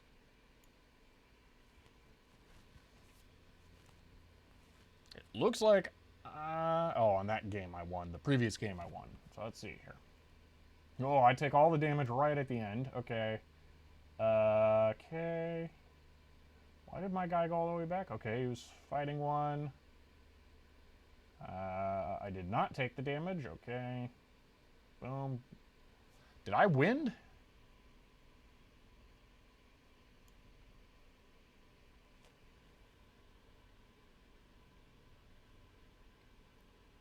Wind defend. Okay, that's weird. What did it wind? Why? I have another problem. Spell wind. Are they all... What are they trying to attack? So there's another problem. It needs to check if they have enough mana to be able to wind. So...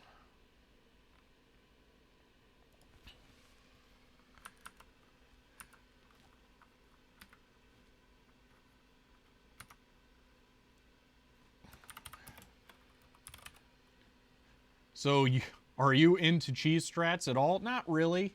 I would prefer to have this be like a well-rounded AI. So, like, I try to avoid having them cluster up.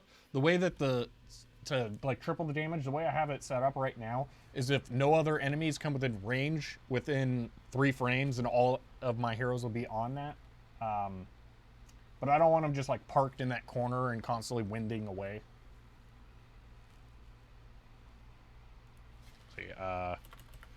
To do check if there is mana.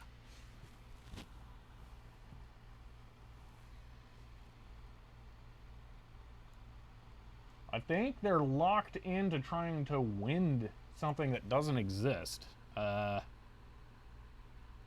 are they targeting? Defend against 25. What is 25 health 12? Where's 25? It's that. Oh, okay. So they have... I see exactly what's happening. All of them have targeted it, but they have no mana, so they can't do anything. And they're wasting their turn trying to do a wind, and they can't do it, so their turn is just sitting there twiddling their thumbs. Okay, so we have to implement the mana check next. Which means that they all have to know the mana, which is slightly a problem.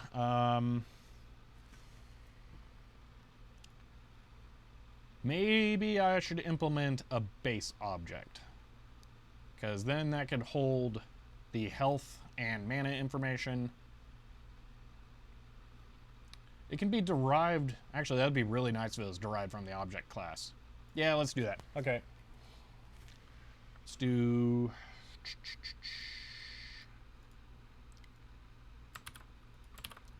class base. Because if it's derived from object, then I can do calculations directly to the base rather than the XY of 0. So. And, ooh, if I set it, if I treat it like an entity, if I change target, the target function that I don't believe needs to be an entity. Yeah, that could be an object. Then I could just have it target the base to go home. And the base's ID could be -1. I'm doing that. That sounds awesome. Okay. Okay, base. Base constructor. It's going to take X and Y. So int X.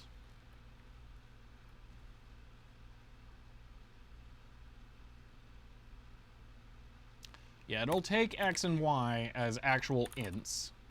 X, Y, and it'll set those. But it's going to take a reference to whatever these are down here. Oh my gosh, there's a lot of code. References to... Oh, those aren't static. Alright, I'll have an update health and mana. Refresh health and mana. So update base with health and mana. So those can be ints. So these should start out at 0 and 3, but that doesn't really matter. Base int X, Y. Okay. This... Actually, probably somewhere already. Yeah. Boom. Boom. Okay. Oh, that needs to be a public. Yeah. Okay. There. Okay, and we will set ID equals -1.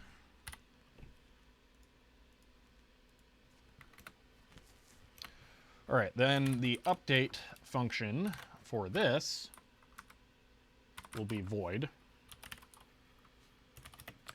And it will take health and mana int health, which I don't really see a particular reason to use int mana, but maybe it would be better to bring back more defenders or restrict defenders from, or restrict guards leaving the guard position to go be an aggressor. Now, okay, the less health it has, it could potentially be beneficial to have fewer aggressors and more defenders, but I'm not worried about that right now. But that is a potential use. Okay, I'm gonna do private.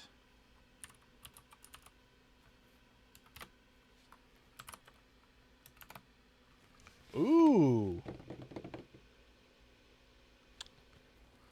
If multiple heroes try and execute spells in one frame, the mana will go down, but this will not be updated. So this needs a function to manage a spell being cast so that it can track how much mana is going to be consumed on the next turn.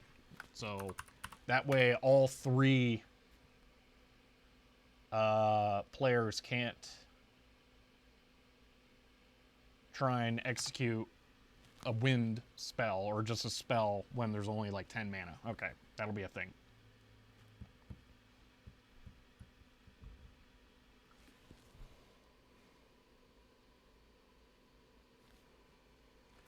Also trying to think. I think it says how far they get pushed. And they get pushed 2,200. So one thing I could theoretically do here is if other heroes have this entity targeted,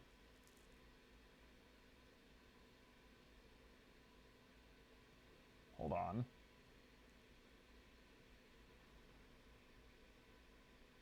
Okay, I like this solution even more. Once the spider gets winded, it will be in a different position, but that position will be different from where the heroes currently think it's going to be.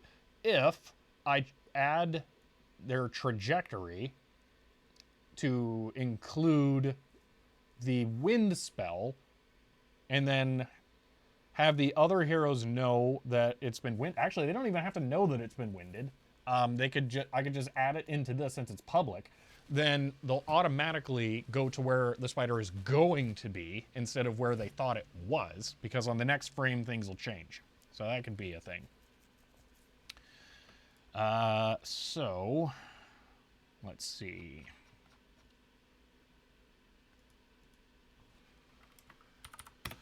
To do change entity velocity, or Vx, Vy, Vx, Vy to reflect wind spell. And then the other thing I really need to have check here is if other heroes have the same entity targeted and one of them decides to wind, the other one should avoid winding, because even if there is the mana for it, it will be wasted because it's only going to move them so far. I don't think it's cumulative. I think it said specifically that it averages them to the point where they would end up. Let's see. If an entity is being moved via wind command from multiple sources at once, it will move to the sum of all given directions. Oh. So actually, if multiple of them wind at once, this is going to chuck that sucker. Okay, maybe I'll leave it then. That could be interesting.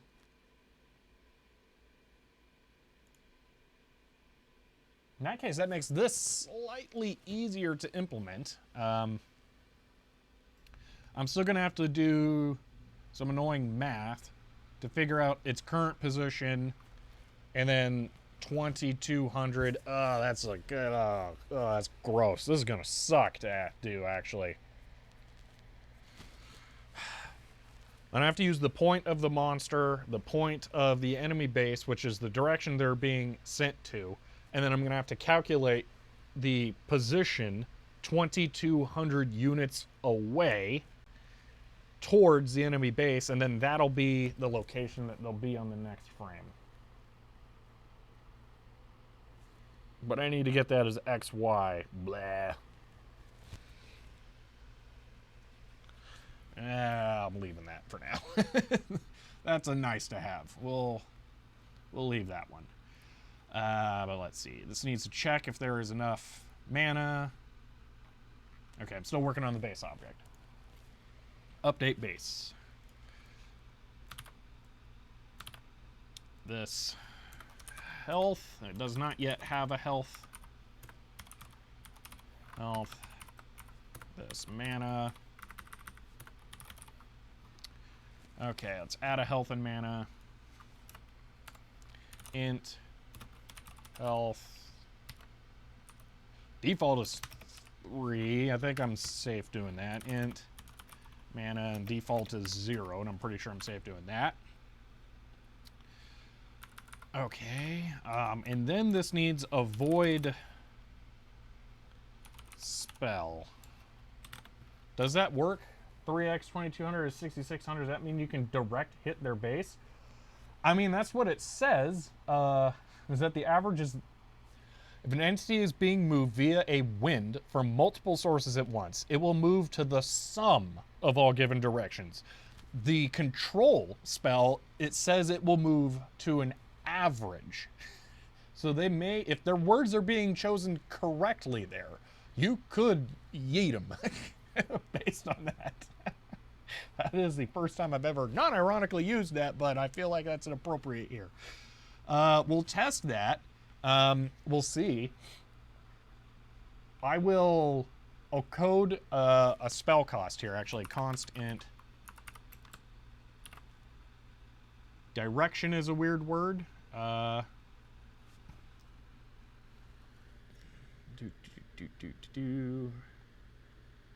Sum of all given directions. That is a slightly weird word because you don't specify an angle. Yeah. I could see that. That would make sense. Well, I'll find out. So what I'm going to do is I'm going to do spell underscore cost 10. But then to test it, I'll set it to 30 to make sure that they can only all wind at once, just to see what happens. Okay, spell mana minus equal 10. Oh, no, actually, minus equal spell underscore cost. So this command, the spell command, will subtract 10 mana. And this needs to be called. Yeah, because if it is 6600, I think I would have seen bots doing that already, as that seems pretty broken. Hypersonic spider missile. Yeah, I don't know. That would be more advantageous than control. So you're probably right. But I'll try and test that.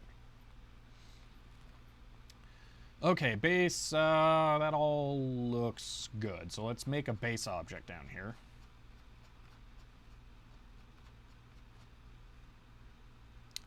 Okay. Base equals base underscore x base underscore y. Boom. All right. Now each hero is going to get base as an object now instead of the x and y. So I will do base.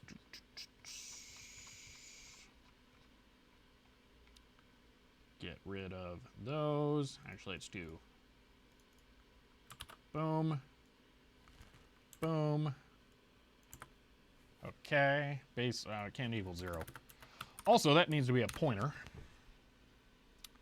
and it's going to get a reference to it because it needs to be able to check updates to the values. So reference that. Then back up here, we will grab base pointer.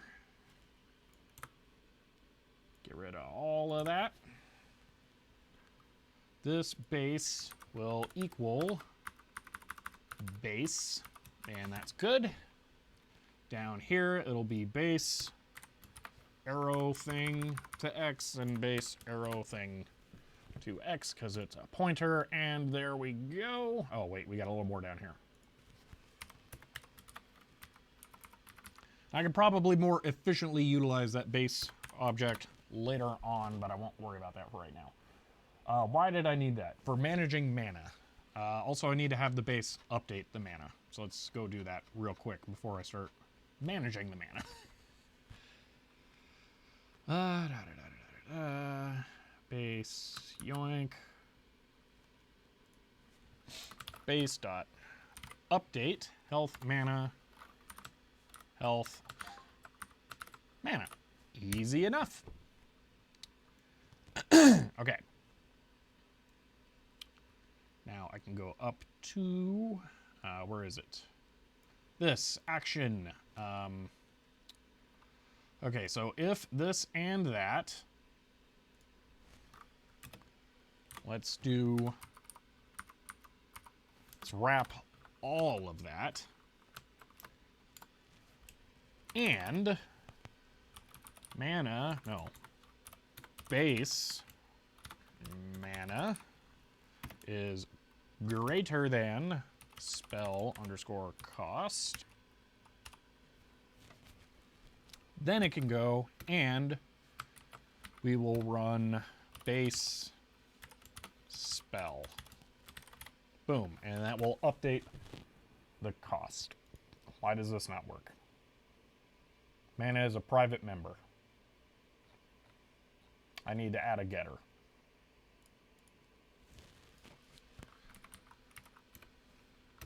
Void get underscore mana. Actually, it's not void, it's int.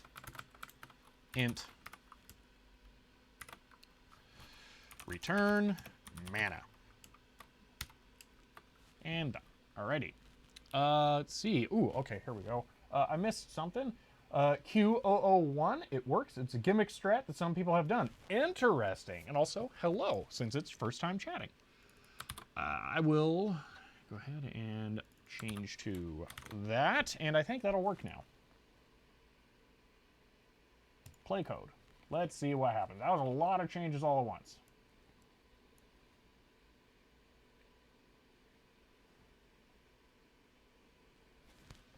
So while that's going, I'm curious how many people are watching. 71. Ah.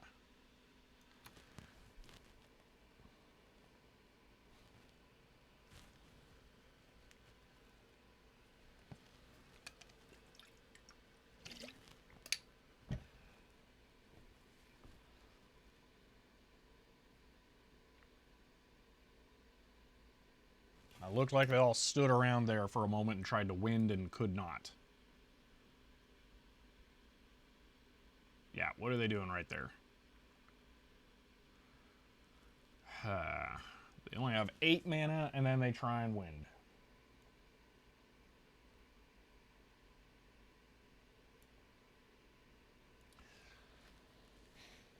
See, this is where the debugging capabilities suck, because I would like to step debug and then check values.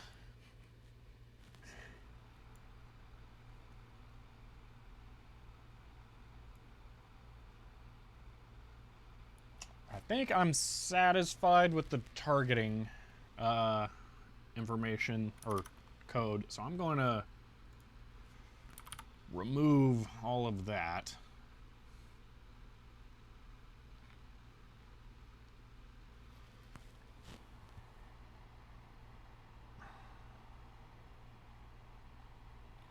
I'm really tempted to add some code to change defend to attack if they're going to spell.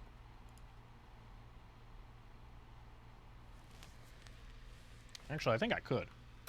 State equals 2. I think that's all it would do, because it's already in the loop there, so that should be good.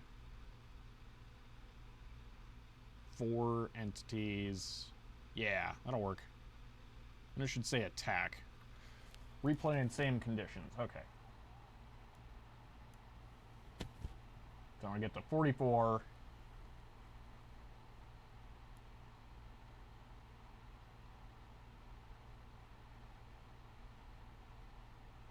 Attack. Okay, perfect.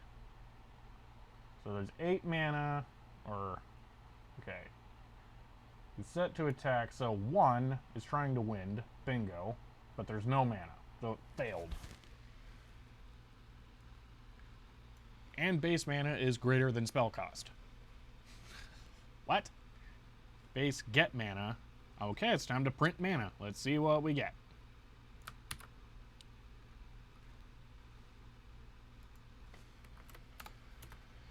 See error. Base. Actually, I should put this in the spell function.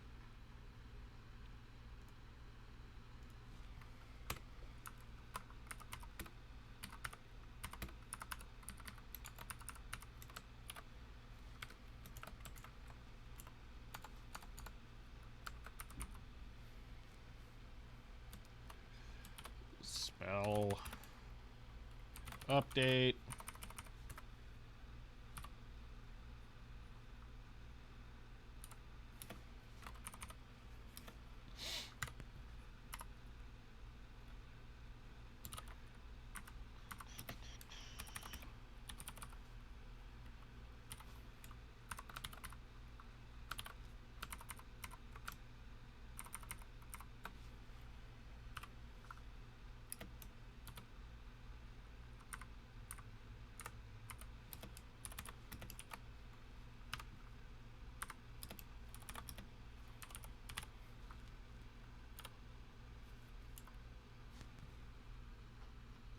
The end line thing, I forgot.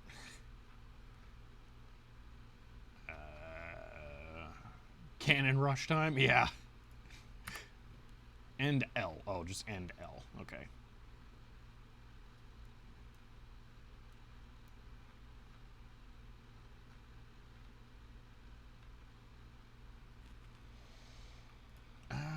Okay, I think that'll work. Replay in same conditions.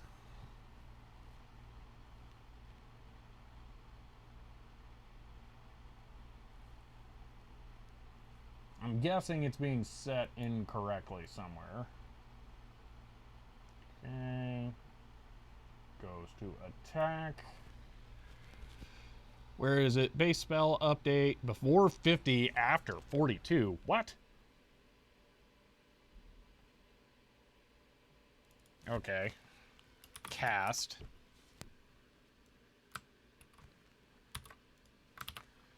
Base update. Mana. Yeah, something doesn't feel right here. Where is it messing up?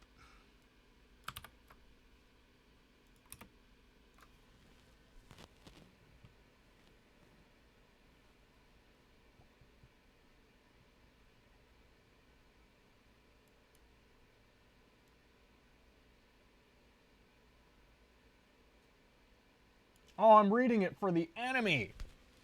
Ugh. It prints. Why do I get that?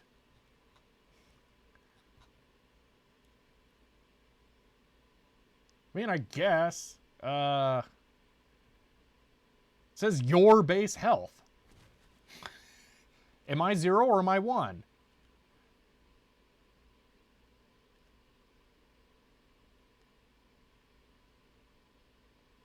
Okay, I didn't notice this was in a for loop.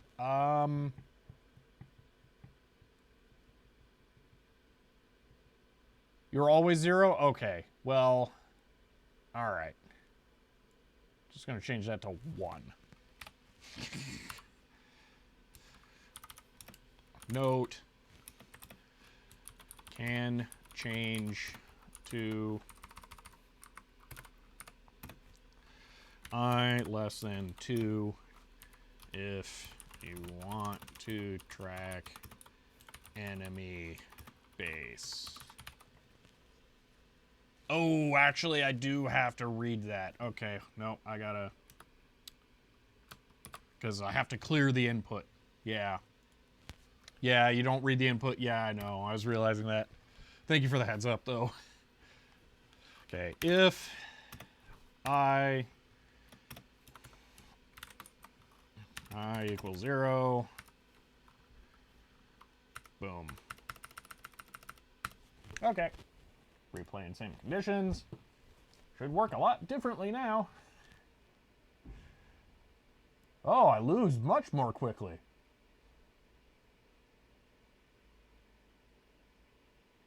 Oh, I did not read all available. Oh, I still didn't read it, idiot. Wait, it does C in it. Hold on. Oh, I didn't change this back.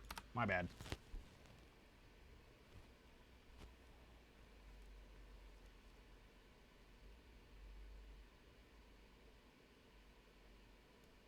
Okay, oh, it makes it to 114.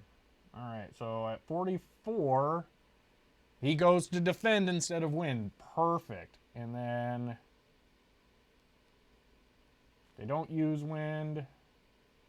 They don't use wind. There's no one targeting those ones that way in the back. They're at attack. Okay, so they're trying to attack.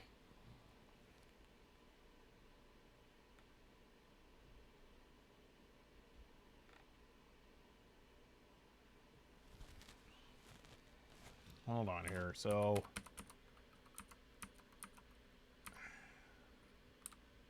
why did they, like, they immediately think, I'm gonna print their target ID and the info, actually. Hold on. I didn't realize you could mouse over them and get the ID and stuff until like today. That would be really helpful. So let's see, where's that? Yada, yada, yada. State names, let's do this. Two-string T underscore ID.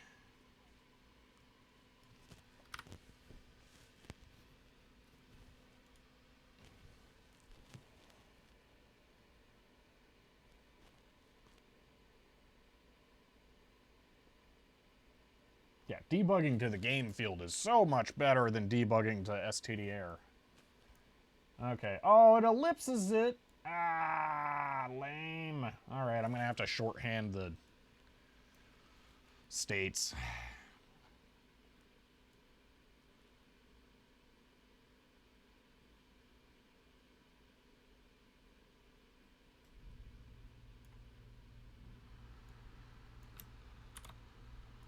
Which kind of defeats the whole purpose, but whatever.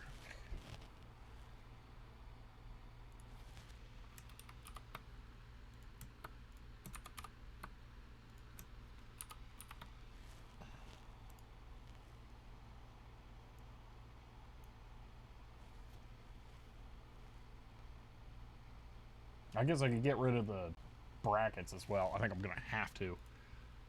2,400 bytes of STR per frame or something. Ooh, that's good to know. So I need to probably clear out some stuff then.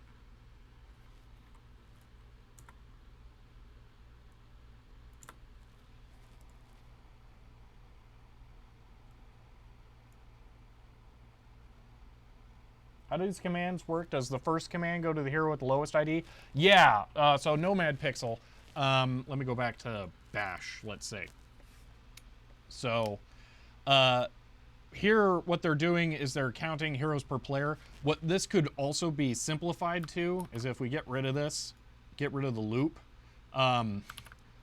this could just be replaced with the same thing 3 times, and each one of these would go to a different player. So it is sequentially sending commands to each player. So if you wanted player 0, you could to move to the middle of the map or somewhere else, move 5,000, 500, 500. That would move player 0, and then Here's the thing that they don't really well document. It might be in there, but I did not see it initially, I think. But if you want to have it tell you more information about the player, you can have P0 at the end of it, or whatever you want, you know, booger, whatever, it doesn't matter. It'll print the information after the move command. Actually, maybe after any command. Actually, yeah, after any command, any extra stuff there will be printed above your character on the game. Yeah, you can append stuff. Yeah. So that's what that looks like. And I should probably, I want to restore this because I'm kind of leaving these intact for demonstration. Go back to C++. Sure you want to change language? Your last change will be lost? Yes. Oh, good. Whew, I was afraid I was going to have cleared out my C++ code there. I would have just been done. Oh, man, that would have been a bad way to end this. Okay. So here we are. Targets are -1. Okay, so defend. D, okay, I messed that up. 26, perfect. All right, let's get a little later. All right, so they're trying to attack 31, which is that one. He wins, but he's not close enough. Oh, so you have to be close enough as well. Okay, so let's do that. But then he tries to attack again. He's still trying to wind attack, but can't. You know what? I bet their state is not reset after they wind until it dies. So that adding that state there is messing me up. State 1, but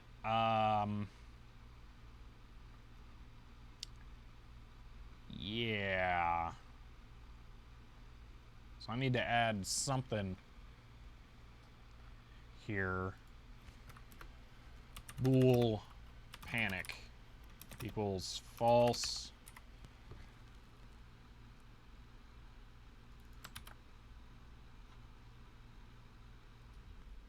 Return response. Okay, actually here. If panic state equals 1. And then here panic equals true. That will have it reset their state after they wind. Because this is supposed to be a panic attack that they do afterwards. I still need to fix the distance, so that's not going to be corrected here. But that should reset their state after they do it. So he tries to attack, he fails, and then he has to go in and do swords. Okay, perfect. Now let's fix that so that there's a distance. So the range is 1280. So if distance is that to that, okay, and this is wrong. It's still not working correctly. I don't know why. So let's, we'll figure that out in a moment. Actually, we might want to figure that out right now before I fix this. I'll need to, let me make this a const, actually. Const int wind radius equals that. Okay. Why are they trying to do this here? So that monster is basically just shy of 5,000 away. So if I go to this, 5,000, actually that number doesn't matter. They have 10 health, 13. 13 times 400 equals 5,200. That's how long it would take to kill them if there was one of them, but they do it pretty quickly and there's 2 of them. This is assuming, oh, I know what the problem is. This is assuming 1 damage per frame. I need to have the health number, because that's attacks per frame. There we go. Enemy health.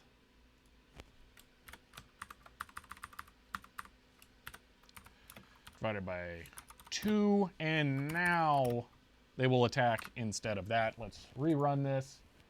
They should choose not to wind much more frequently.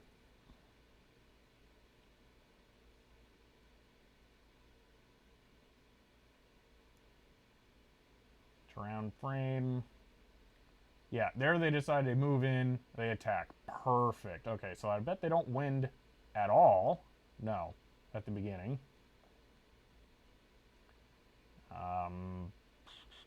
Okay, they try and wind when they get some red spiders in that they can't deal with in time. Oh, that is cool. That naturally has them pushing a bunch of red spiders out. That is excellent.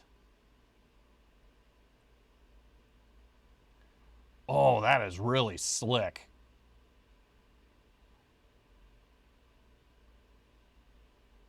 Oh, that's really cool.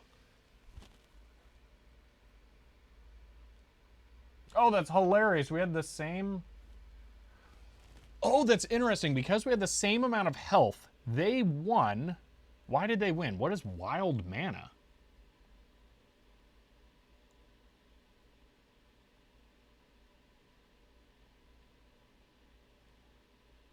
Is that mana that they collect outside of their base? What? F wild. Highest amount of wild mana gained outside the radius of your base. Oh, that's why people go out and get that. Because they're assuming they're going to go up against an AI that's impossible to defeat. That kind of sucks. That's not fun. Oh. Alright.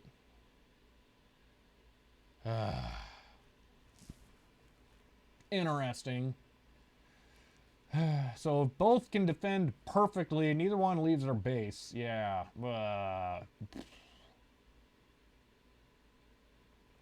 It's also interesting because that means there would be a benefit to pushing a spider outside of your base and then attacking it. Okay. Here's a strat. That will work for me. So my defense radius is 4,500. That's where these guys line up here.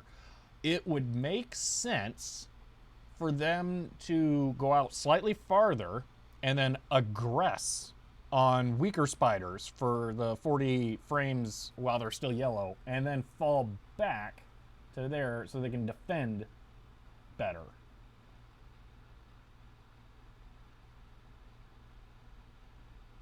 So I think that might be something I need to do.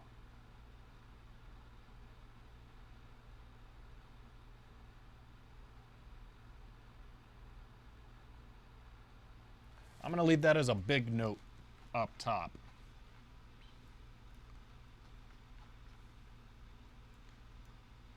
So, and then we have to fix the range for wind. So, to do, get wild mana before frame 40 when monsters are weaker.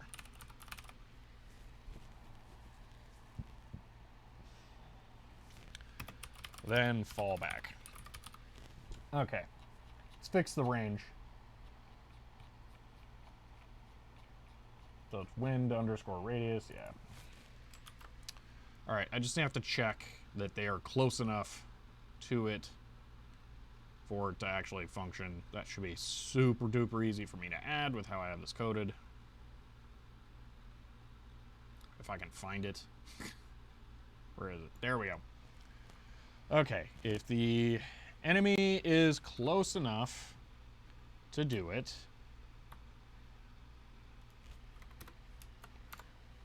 and entity, actually IT distance. Oh, hold on. What is this? Entity. Oh, this is within hero. Okay, so just distance to entity is less than wind radius. Okay. Now they won't waste them. So let's see at where's an example where they waste it?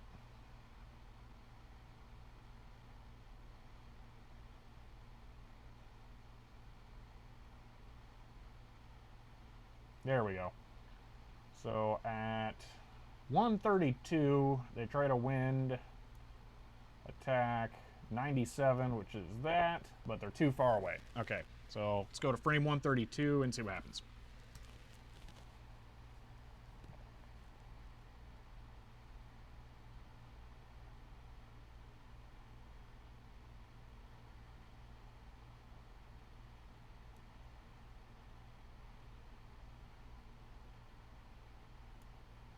Okay, they try to attack 97, which is right there.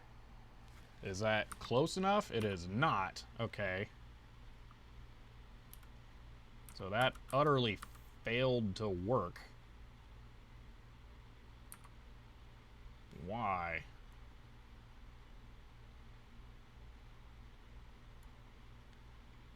Attack 97.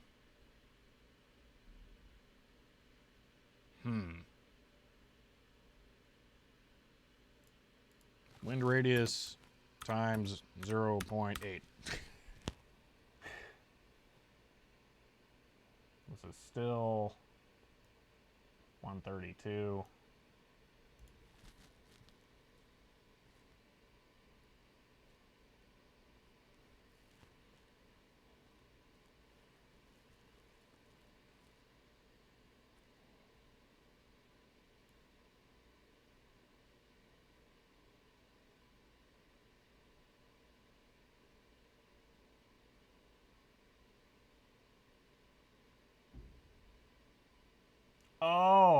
Oh, it wasn't my fault.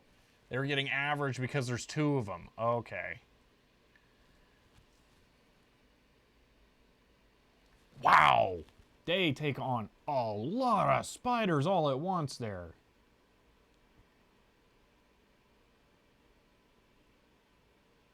They have mana, but they don't use it there. Is no one focusing on that spider? Is that the problem?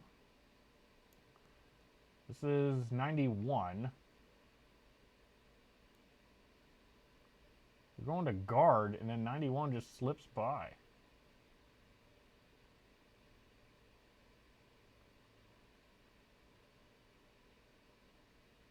Why does it sneak in like that? I think there might be one of them on it, or is that...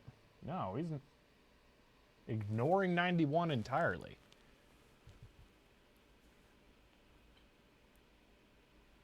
Anyone, health 10. Why don't they attack it?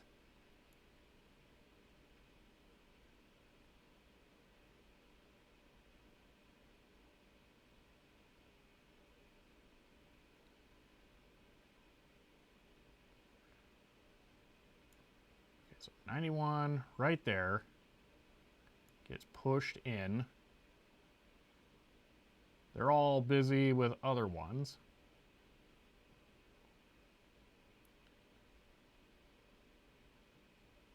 I'm going to guess it's that last push that throws off their tracking of where it is, and then it explodes.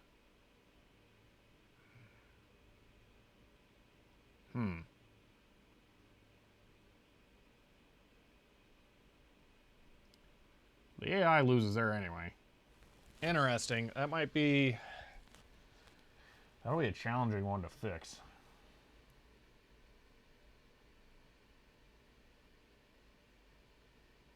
It should be accounted for, though. That's a...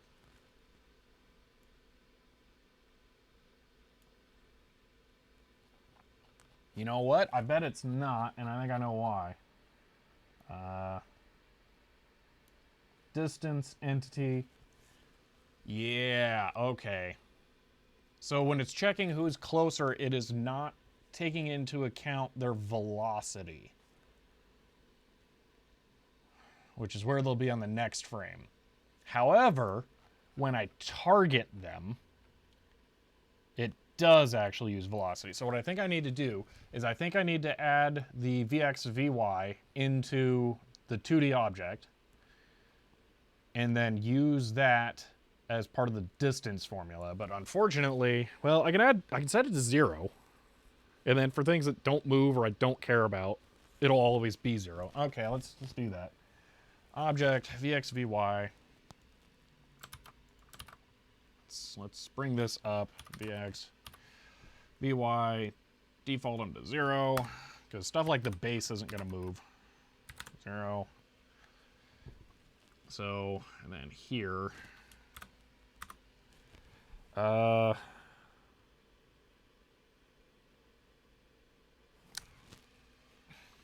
Yeah, x plus Vx, and then y plus y, no, Vy. Why did I do Vy? Then up here, I actually also need to do this, other plus other Vx, and other plus other Vy to use the entity, well, object now functions. Go ahead and get rid of that because it inherits it. That should be inherent now. That might fix it. Or it might totally mess up everything. I'm not sure. It's going to be one of the two. So where does that happen? That happens... Where does that spider get chucked in? Right there. So at frame 44, 91, 144, 91 becomes a problem. Plain same conditions.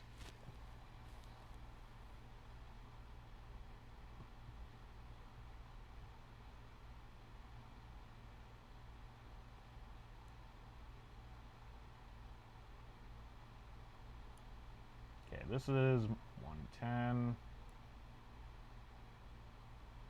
Wait, Monster 91 is just gone now. Or is it back further? I don't know. What's going on here?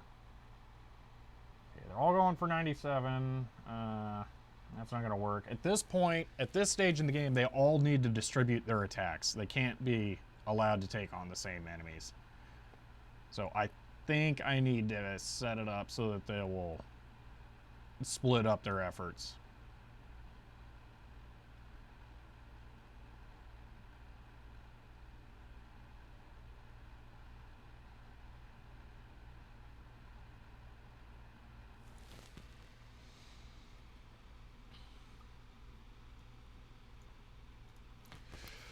Let's add some consts. We're going to go phase 1, 2, and 3. After phase 3, they cannot be allowed to gang up. So int, no, constant, const, int, phase 1 equals, it's less than 40. So let's start out with phase 0 equals 40. And then phase 2 equals 100. And then I'll put the phase in the base class. Int. We'll put frame count here. Frame. Actually, that should be in controller. But they don't have access to controller. They can have access to base. I'm gonna put this in base, even though it really shouldn't be, because it can manage that without it being an issue. Frame underscore count equals 0. And update be frame plus plus frame. So we'll do it more efficient way. Plus plus frame. Why did that not work? Oh, because it's frame count. And we will add int get underscore phase.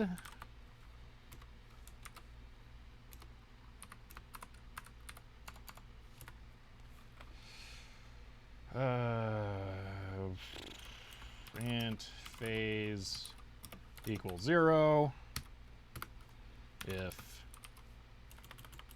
actually I'll just do this phase. Were we in Code Town today? Yes, we are indeed. I'm not really keeping track of how long I'm streaming right now. Actually, I probably should. You know what? Let me do this. I think I should probably only stream for like another half hour. Try and keep this slightly reasonable. You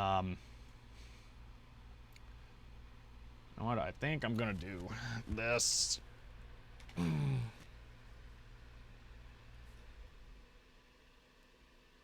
Nope, that's power button. That's also the power button. Set 30-minute timer. I'll start your timer for 30 minutes. That'll work. But yeah, this has been interesting.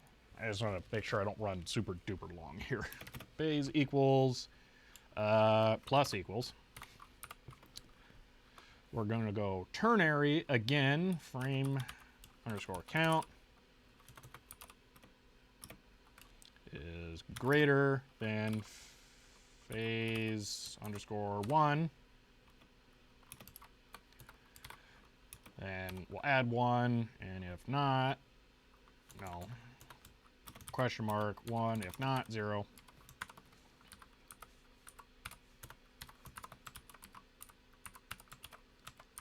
And then if it's greater than phase 2, we'll also add that, and then we'll return phase. Return phase. There might be a better way of doing that. I don't know, that'll work. Okay, now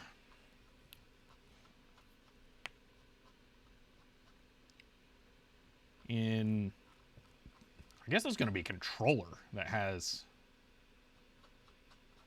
does the assigning. So it actually is going to be that. So this needs to be updated to base. And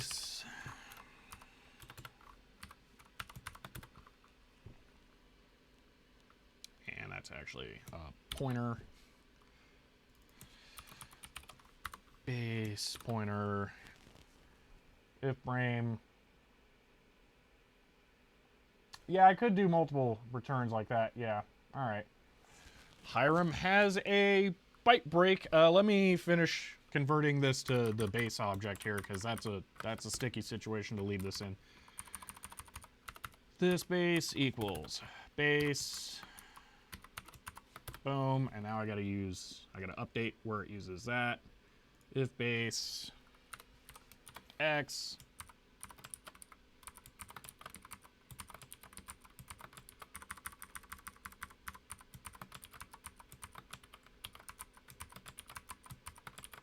Okay, is that the only place that's done? Okay, I think so. We'll replay in same conditions. This should not change anything. Should still be 178 after this. Why is it 1? Ruh-roh. Oh, I have a fail. Conductor. Oh, I didn't change it down here. Take base.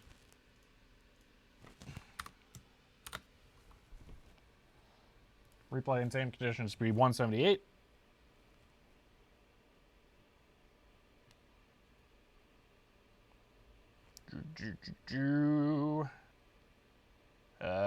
Perfect. Okay. There we go. Filter capacitor values. The value which specifies how much smoke they contain. Yeah. See, Audrey started doing this coding game thing, and I completely forgot about the stream. No problem. Digital TOS. I mean, you know, having people here is nice, but that's cool you got into it. Okay, let's see. Let me really quick here. There is no check. To do. It's basically the same thing it says up there, but I'm adding a formal to do. Check phase to allow multiple heroes on same target. All right. 84, 404. Perfect. Love it when you guys give me the volume number. So 404, page 280, 298. Okay, 404.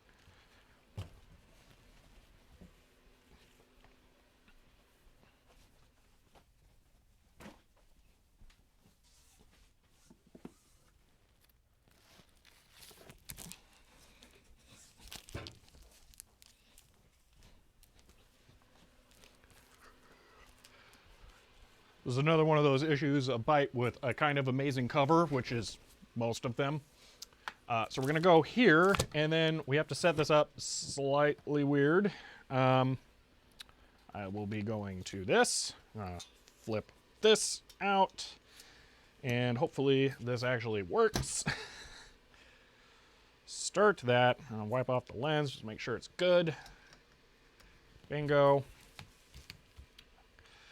Well, it's going to be really hard for me to see, but I think I can make it work.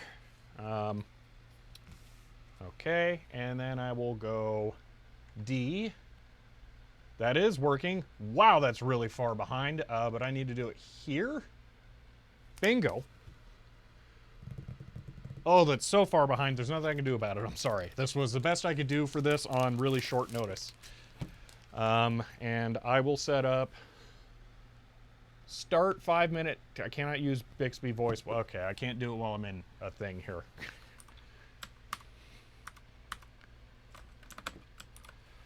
5-minute timer.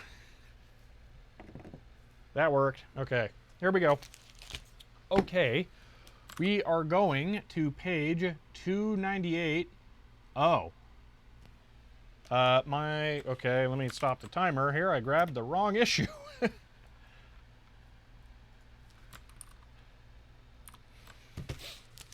One moment. It's a pretty cover, though, isn't it? I'm just going to leave it there. Go get the other one.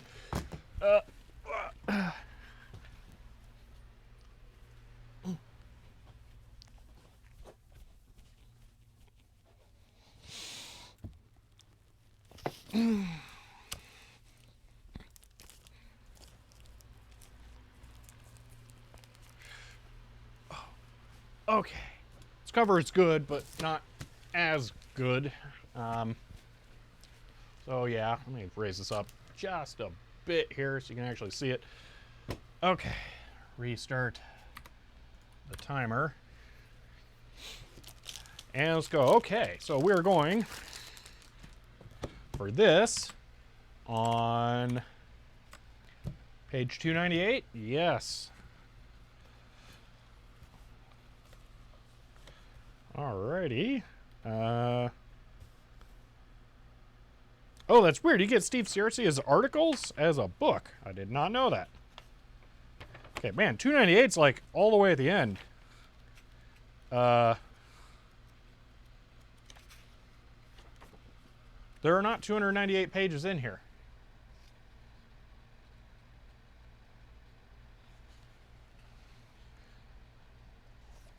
This is May.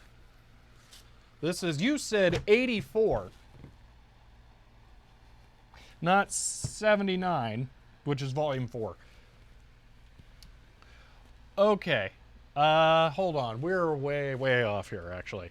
You want 1984 April. Yes. So that's going to be a totally different thing. It's not 5. Let me do this. Okay. We'll probably just not use volume numbers because I think I'm the only one who actually uses the volume number, since it's a lot easier to read this than it is this throughout all of the different issues and times that they were in. So yeah, but that's only a problem you have if you have literally all of the magazines there. So I will go get April 84 specifically. While I'm doing that, here's a calculator.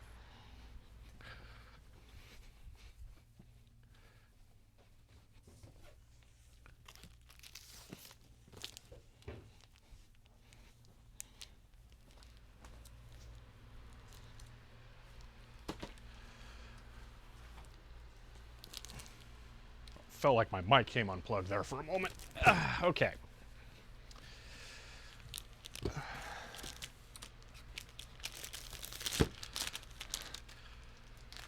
This one is actually April 1984. Look at, yeah, it has way more pages, 298.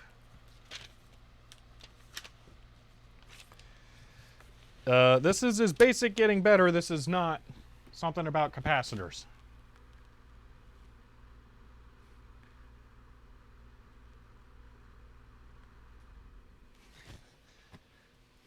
Is there something about capacitors in the index?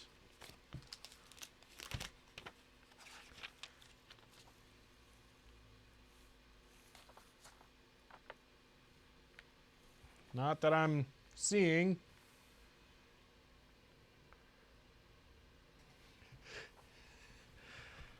Hiram?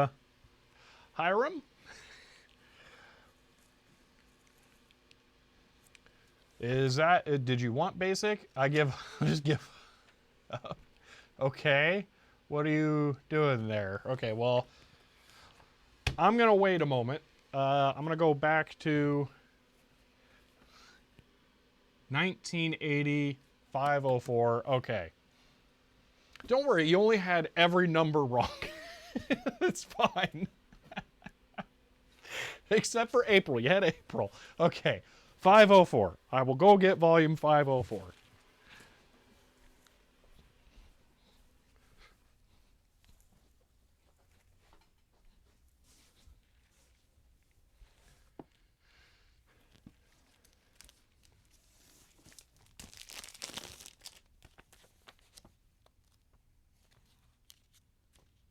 Volume 504 does not have 298 pages.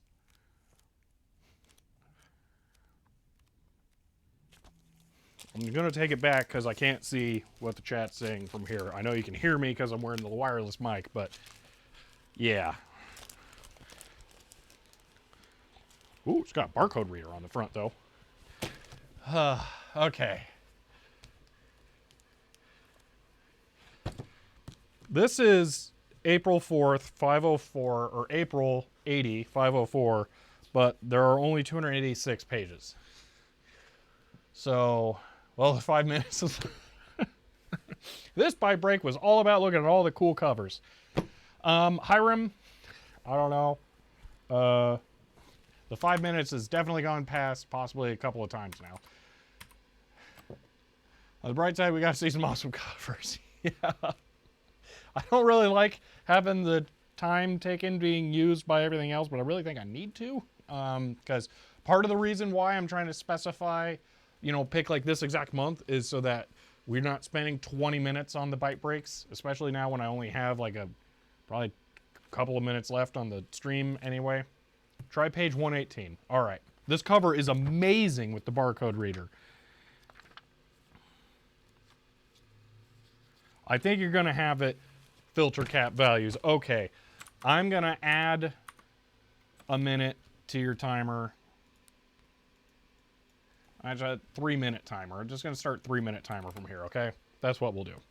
Calculating filter values for power supplies. Filter caps are just like the X and Y caps, aren't they? That's like, you just buy an X or a Y cap, isn't it? Step down. So, John Thomas of Hewlett-Packard. Okay. Weird. So, actually, the calculator had something to do with this, it seems. Okay.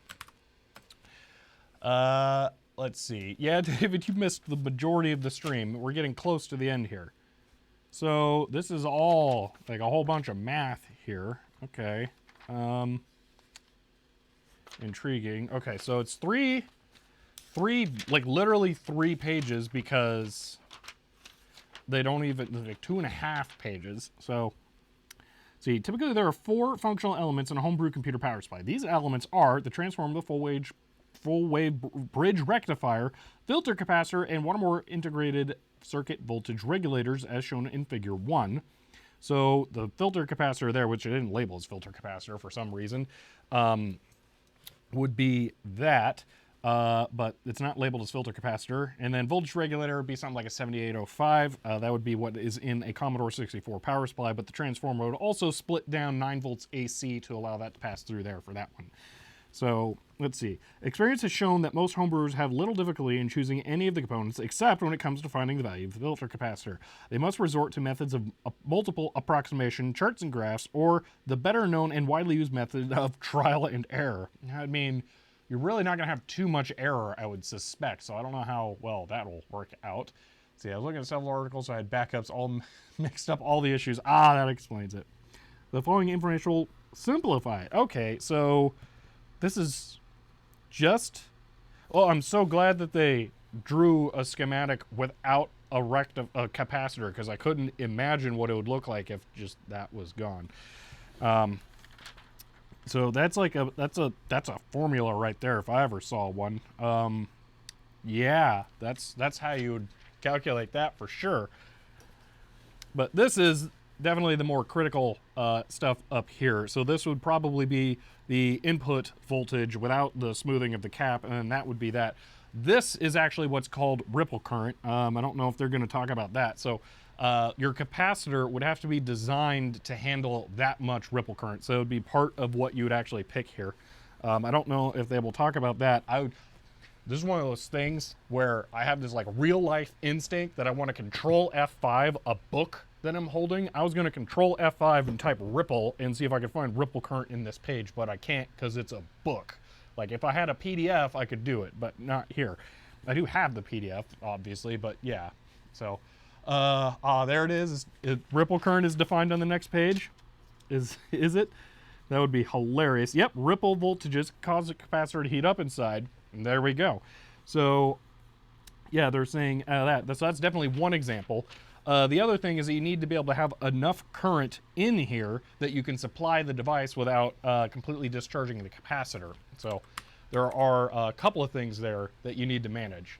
And the timer is up. That is an interesting article to have in there. I really wouldn't have expected something quite that low level in Byte. I mean, Popular Electronics, that would make sense, but Byte, that's really something. That is interesting. That is cool to see in there. I'm glad you did that one, that we actually got to it. I enjoyed that. So thank you, Hiram. Okay, and that worked out pretty well, having...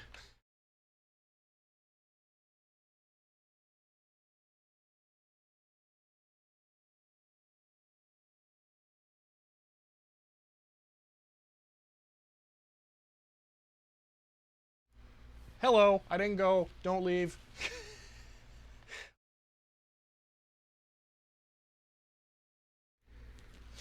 If I hit escape at just the, you know what? I need to click anywhere else there. Now this will work. Okay, so I can do this again. Okay, sorry. Oh, man. See, what does stream title mean? Okay, David, you have not seen the actual thing that we're doing yet. I need to check this real quick to just see how long I got left. I got 12 minutes left. Okay, David. This is what I'm doing here, okay? So this is a programming challenge game type thing, and the mouse is on the other computer still. And what's going on here is... See, what's going on is you write AI that controls players on this game field, and you're trying to stop the spiders from getting to your base, which is an invisible point back there. So you use different algorithms and tactics for moving the players around and controlling what they do, when they attack, how they attack, to try and defend your base. So that's what you're doing. But there's like multiple hundreds of lines of code here that I actually went through at the beginning of this stream that I don't have time to go through because I spent over an hour explaining everything. So that is the basis of what it is. So you're coming in very late for this, unfortunately. Also, Wesley, thank you for the 100 bits. Let's see, okay. The early issues have a lot of such articles. Yeah, Hiram, I knew that. I mean, the oscilloscope is a monitor. That kind of makes sense because you're interfacing, you know, a signal or something. But just literally, like, here's how you pick a capacitor for this circuit. That's pretty low level for Byte. Let's see. I have 0 programming knowledge. This, I don't know if this is a good place to start at 0 programming knowledge, but it's very enjoyable for me with a fair amount of programming knowledge. See, it was one of my backups. Another one was the Lilith Personal System based on Module 2. All right, yeah, you can do that. Okay, what am I doing? I'm now totally derailed from what I was doing. I'm setting up phases to whether or not it will assign multiple heroes to one target. That's what it is. Okay. Where is that? Here we go. Check phase. Okay.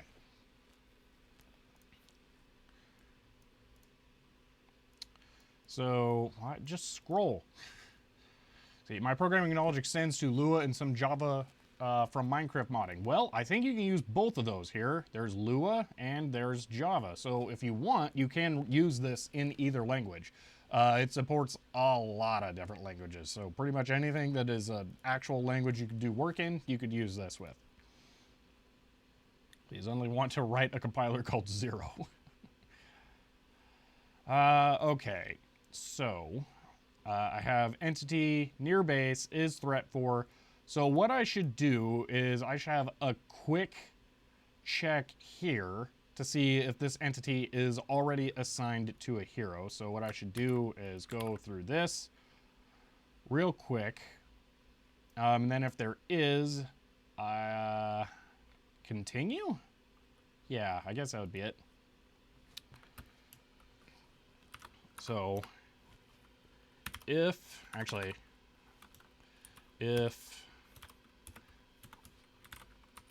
base get phase equals 2,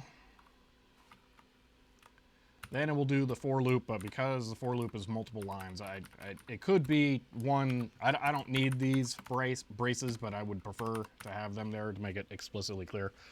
So you've been a long-time viewer of the YouTube channel, going back 3 years at least. I'm just here to 5. The extent of my programming knowledge is simple TwitchBot commands. I know that's one of the things these streams are good for is just kind of hanging out. You don't necessarily have to fully appreciate everything that's going on. So I'm glad it works for that still. You get to hear me think through logical problems during this, which can be interesting or calming or something like that. Okay.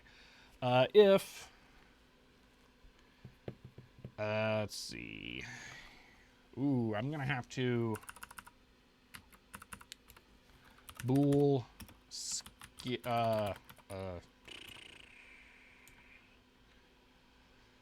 bool targeted or handled. I don't know, bool handled.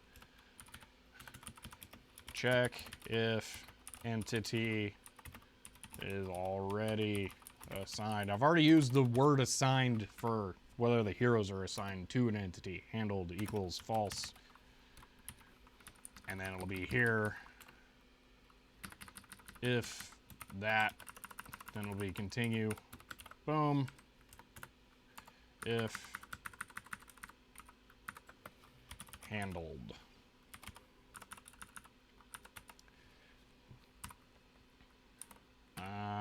If hero,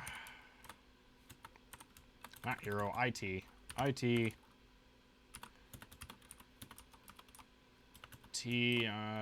get, what is it called? Target. Let's see, first episode I was on YouTube was TRS-80 terminal, then Micronova, so maybe a year ago. All right. See, Code Academy is a fun site if you want to learn basic coding. Codingame is a thing you definitely need some basic knowledge. Yeah, I would do 12 days of code before you do this. For me, 12 days of code wasn't super fun. It does a lot of data manipulation type stuff, which is pretty simple if you've never... Well, that's a better first challenge is data manipulation. as opposed to this, because this you kind of need to be able to form a plan and then execute your plan without having a tutorial on how to do it, because you're on your own. So you need to have, it's a sink or swim type challenge as opposed to the other ones, which are much more guided. So is your algorithm pure heuristic? So the thing is I'm not an AI programmer. I don't know the terms. I think. I don't know. Can you define heuristics simply for me? Because I'm actually running out of time on the stream here. I don't want to get down a rabbit hole of trying to research it. So what does it really mean to you here would be, I mean, it looks at the current state and then it decides what the actions are based on the current state, if that meets your definition. What am I doing? Okay, I need to get the target ID for the hero. Hero, target ID. Okay, it's just target ID, okay. Where's the cursor? There, that's not useful.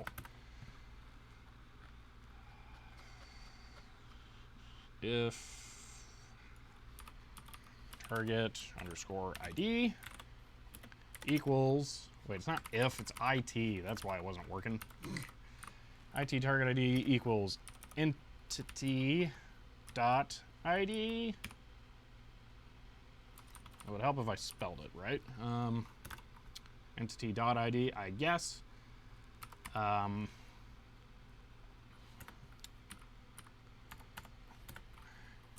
Handled equals true. Okay, that should prevent them, not save, in phase 2, in red spider phase, from ganging up on the spiders. But let's make sure this actually works.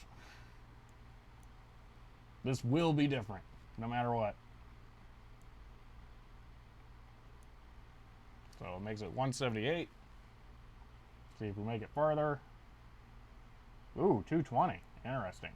So they're allowed to gang up at the beginning, and they are. Okay, then at red spider,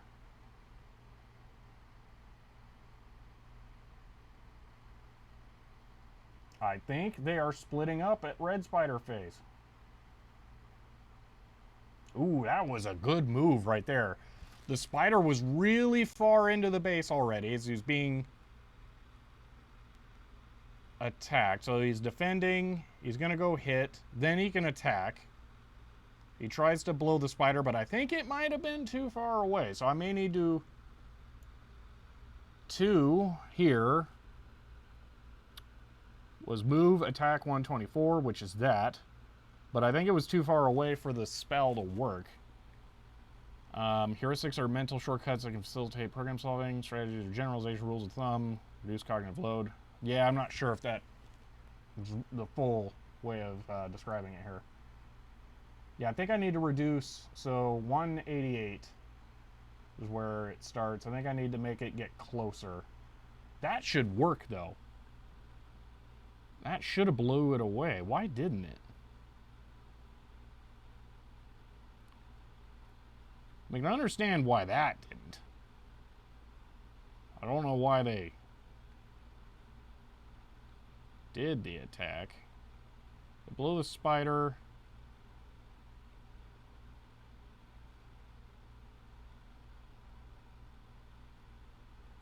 Oh, okay. I just learned something here. I didn't realize the spiders changed orientation once they stopped moving.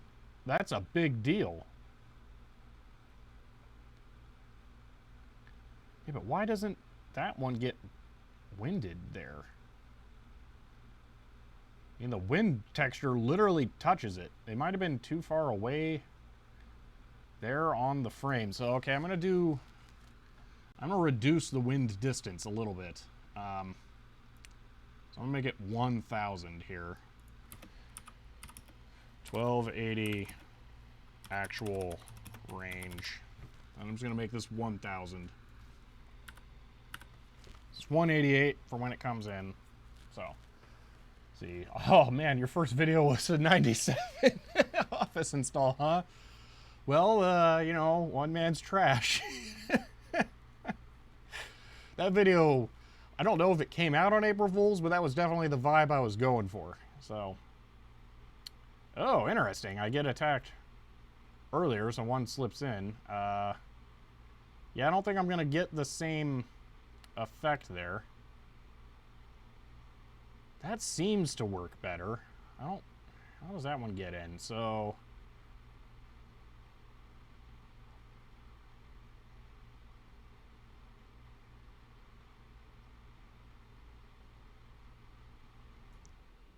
he pushes that spider away. Someone's on guard when they probably shouldn't be on guard, but...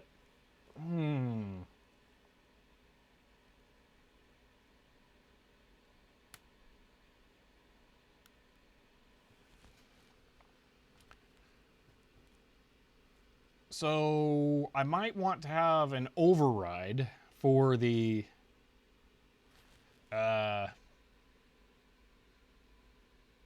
not ganging up on them if they're within a certain distance, because there would really help if they all just went, oh no, and ran back there. So there might be a distance override.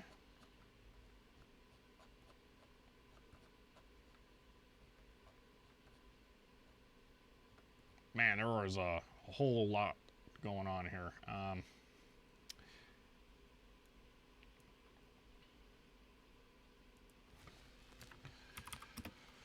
Prevent multiple. That's all right. Yeah, the old username was not great. That's my timer. I should end the stream here. I just want to make some notes here so that I can later get back to this. But while I'm doing that, how'd you guys like this stream? Did you find this to be interesting? Because so here's the thing: this only has 8 days left, so like there's a time limit on doing this. I don't know if you guys are interested in seeing more streams like this during that time. Gonna pop it into the arena to wrap it up. I will go ahead and do that. Let me just make this note and then we'll see how that goes.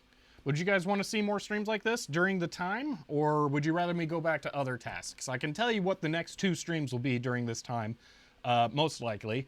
I'm going to have access to a television that would just be thrown away elsewise, that I'm going to remove the LCD panel from and convert it into a light that I can use around the office. So that's a thing that will be a stream at some point here. And then I have one of the floppy drives in my IBM 5150 doesn't work, and I want to see if I can fix it. I don't think I can because I've tried to fix it before, but time makes me better at this stuff, so yeah. So would you like me to do this stream, these kinds of streams, until this is over with? Because I'm probably going to keep doing this as long as I am doing this, so yeah. So I don't mind what you streamed, to be honest. It's entertaining either way. All right. Let's see. What was I saying? Override if... I have to add to do. Override if monster is too close and... Actually, this override should probably have anyone within range change their target to the close one. So this is going to be... This is a bigger problem. More likely. Let me add that as a main to-do. To-do, I gotta override single attack if monster's too close and have everyone target it. Okay, there we go. All right, let's see, this was a fun one. I'd like more. I don't care if you stream, chill regardless. All right. So are you starting Sunday streams tomorrow? No, not tomorrow. I have something I have to do tomorrow. Follow X, thank you for the sub. Yeah, so next weekend will be the first one I do, Saturday and Sunday. All right, JJ, we're going to throw it into... Actually, I should run it first, make sure it'll actually work. Replaying same conditions. Should be 220. And I probably lose because I think we have the same amount of health here. So let me just confirm that I didn't break anything without thinking about it. All right, 220. Test in arena. See what it does. So I was at 3,038. see. Should run in position 2 as well, just to be sure. We'll see when the battles start happening, but I think all of the targeting stuff for that has already been taken care of. I've tried to program for that specifically in a lot of places, so we'll see. So yeah, I'm winning in both slots there, so, but can double check. When I get one that I lose in that slot, I'll go ahead and show that game.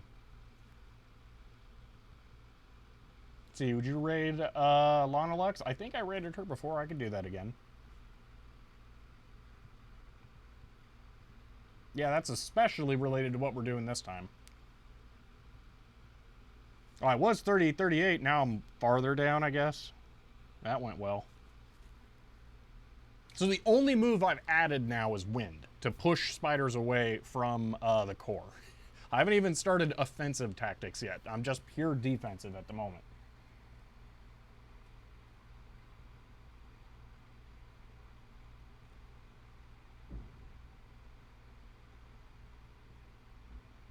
You always fall down first? Okay. I've now gained 6 positions. Woo! There are a lot more things that's got to run through on here, man. Now, go ahead and take this off.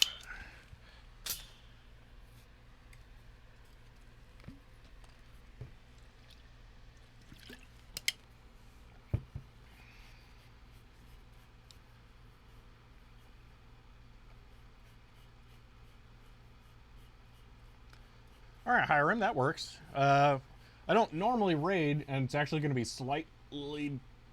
Oh, you know what? I don't think I can raid. I really don't think I can raid from this setup right now. If I had a better way of controlling the computer that's actually doing the stream at this moment, I would. But it's very far away from where I am physically, and I can't really easily walk over and control everything. So, yeah, that would be really difficult to do. Because I'll just show you, this is how I have to control the computer. That whole thing is that big to me for controlling that. I might be able to execute the raid, but like reading the names and typing stuff in would be a nightmare. Oh, is that it? Oh, well, JJ, thank you. Saving the day there with the raid. That'll work. I will just copy paste that and we'll try that right. I will try doing that. I don't know how long a raid countdown is or anything like that, but I will...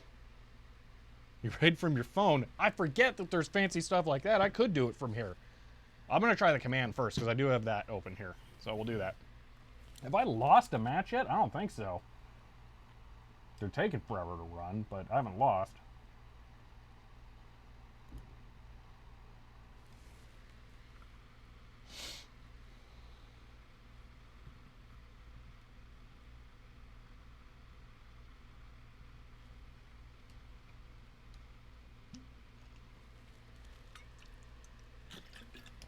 I am moving up, yeah. Well, it'd be nice if this bot ends up bringing me up into the 1,000 mark so you can run yours against it.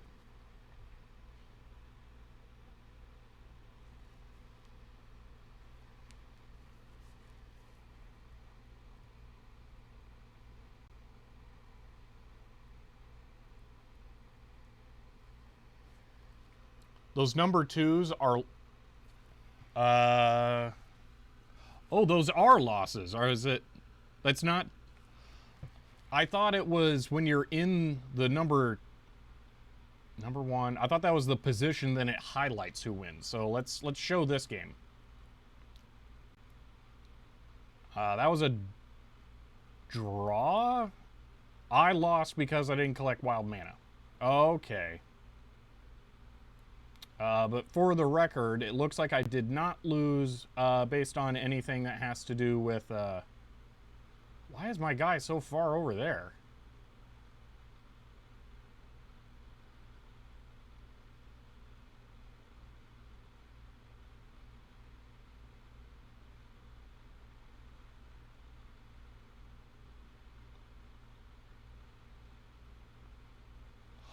Oh! Whoa, that's a big deal. Okay, I just discovered a flaw.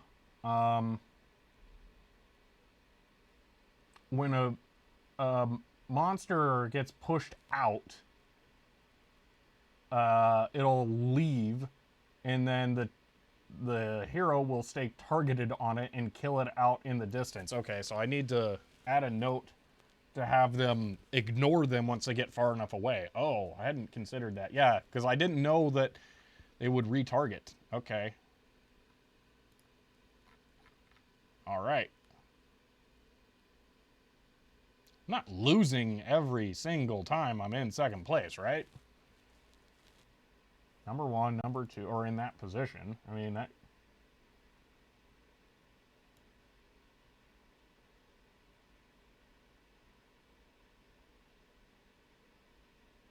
It's got to be a coincidence.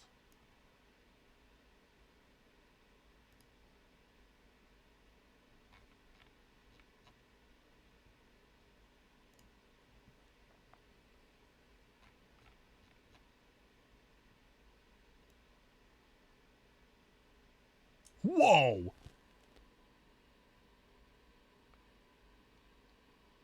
There's my spider summoner attack. Holy moly.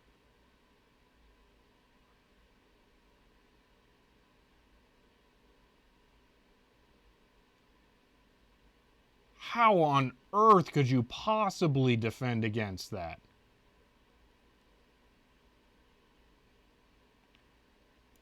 This is insane. They bank all of their mana the whole game. All right, they're out in the field killing. And then at the end, they rush, bring over all the spiders they can with control, and then they shield them right at the end. You would have to outcompete them in the field to starve them of mana. Whoa!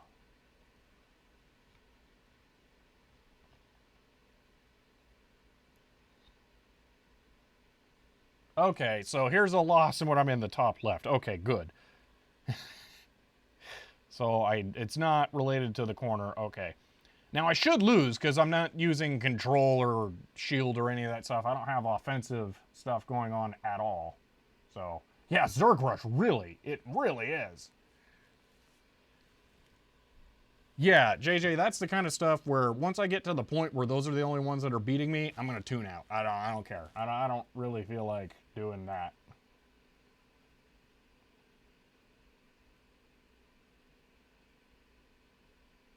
But wow, that one was nuts.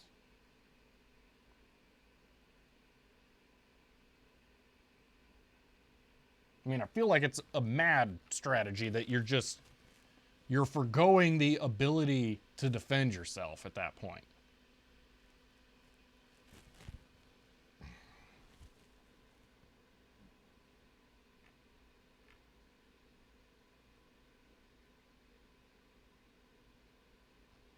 So, okay, I may have more losses than wins now that I'm reading this correctly.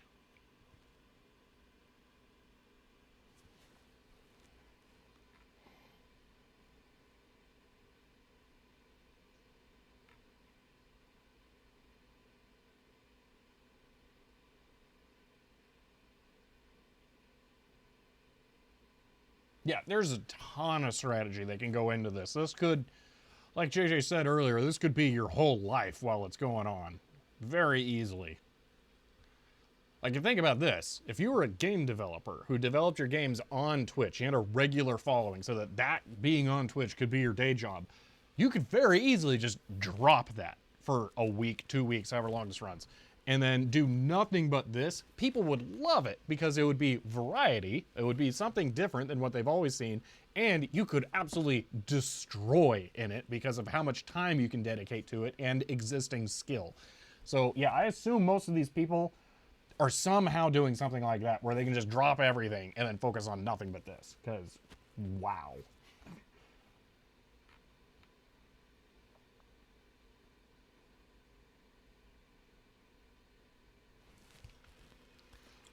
But yeah, it bumped up a fair bit. I'm curious where the silver tier boss is going to end up being to leave this league or leave the bronze boss. Yeah, man, that's going to be tough.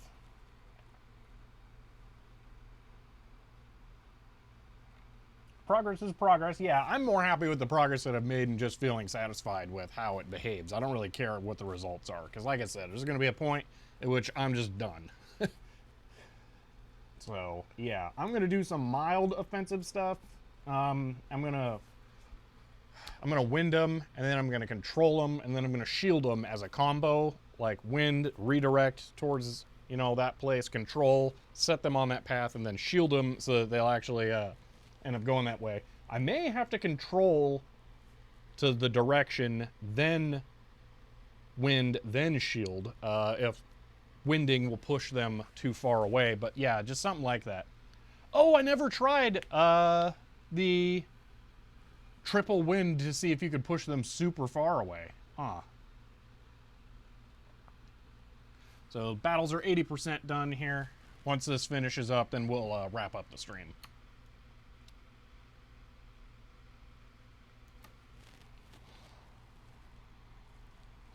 In college did a section on genetic algorithms. It was one of my favorites. Be mildly offensive. That's always my recommendation. That's kind of what I'm going to do. So what I'm going to do to evolve this is towards the end, once I have a glut of mana, at least I assume I do. Like, let's look at one of these matches and see how much I have actually towards the end here.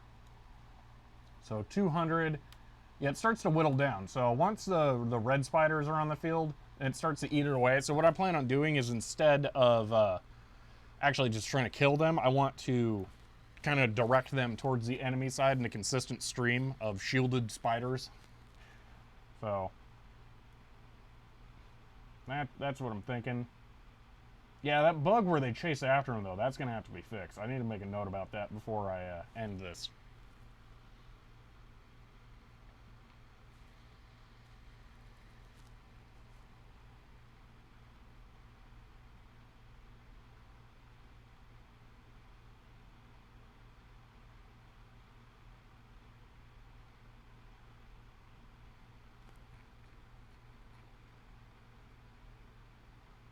Yeah, I had a lot of fun doing this stream.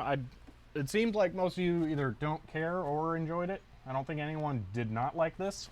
Number of viewers on stream is a pretty solid indication that it wasn't a great idea. So there's that. So I may not do another one of these, but it was fun. I enjoyed it. I think it's just maybe a little too far outside of what I normally do.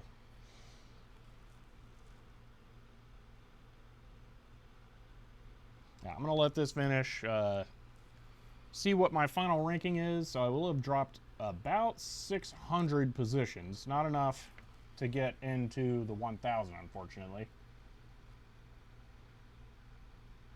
But I should be able to get there. Well, not necessarily, I don't know that I can get there, but I have much better strategies planned still that may get me there. That's how I should phrase it.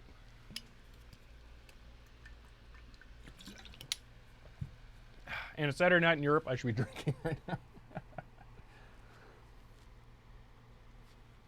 All right, stabilizing calculations. So it'll be 23, 53, or something like that. All right. Oh, not enough to be searchable, unfortunately. All right, I need to make a note. Let's see. Hey, you can't grow without trying new things? Oh, yeah. Let's see. To do.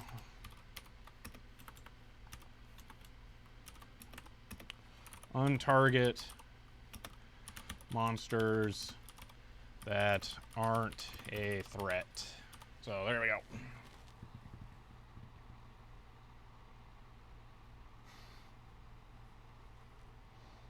So I really liked it, but I guess for people that don't know software dev, it could be kind of overwhelming. Yeah, overwhelming or boring, lots of things. Like what I'm looking at here in the background is I'm looking at the number of viewers. Well, I mean, you guys can see the number of viewers. That's what I'm looking at, it's number of viewers. 43 right now.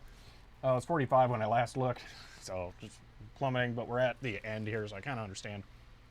Okay, I do have the raid command still. Yeah, okay, untarget monsters that aren't a threat. All right, I'm going to do test arena here, just because I know that will save the code. I don't expect my position to change, so I'll still be 23 at 57, looked like. Yeah, there we go. Oh, now there's 4 people live. So that's interesting. So, okay.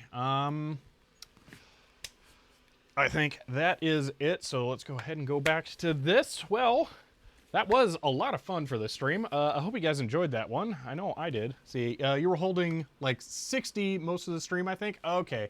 Yeah, when you started the ending, we started losing people. Ah, okay. 60 is okay. That will actually drag my average down. Yeah, but I don't really mind that so much. I'll care a little bit more once I have the average number of days per month for partner. Not that I even really care about getting partner, it's just mostly it'll be useful for everyone who's watching to make sure that the streams are transcoded all the time. So that's the only reason I'm gonna bother with partner. I may try and do the contract negotiation to get higher tier sub splits to be a better ratio for me, but I don't know that I'm gonna do that, because then you have to sign an exclusivity contract. I think that's the read between the lines of what people say out there. But anyway, hope you guys enjoyed this stream about this. This was a lot of fun for me. So I don't know. I don't think I'm gonna do this again based on everything, maybe. But we'll see. I'm probably gonna keep playing this on my own, probably even today. So I may be done with it by the next time I start a stream on Wednesday. That's a fair bit of time away. Unless the league's changing really changes up the flavor of it, I probably won't stream it again. So, yeah. But that was fun. I'll go ahead and figure out how I can change. Oh, yeah, I gotta do complicated scene changing here. Outro. I think that's outro. Yeah, that is. Okay. So thank you all for hanging out. That was a lot of fun. I am going to run the raid command now. Hopefully that works. The raid has been created. Okay, so I found out you have to join the raid. So do join that if you want to. Looks like pretty much everyone is ready to raid, so we will be doing that. I'm gonna do it after the end of the printout, so that'll be the thing here, but I appreciate you all hanging out. This was a lot of fun. And I look forward to getting the next stream done where I'm gonna be making a light out of that TV. That should be really helpful. I'm actually kind of looking forward to the idea of that. I have, if I use my phone to reflect here, some really big lights off to the side. Yeah, that. But they're enormous, big poofy light box things. So just like a flat panel TV is a light, would be kind of cool. But we'll see how that goes. So thank you all for being here, and I'll see you next time.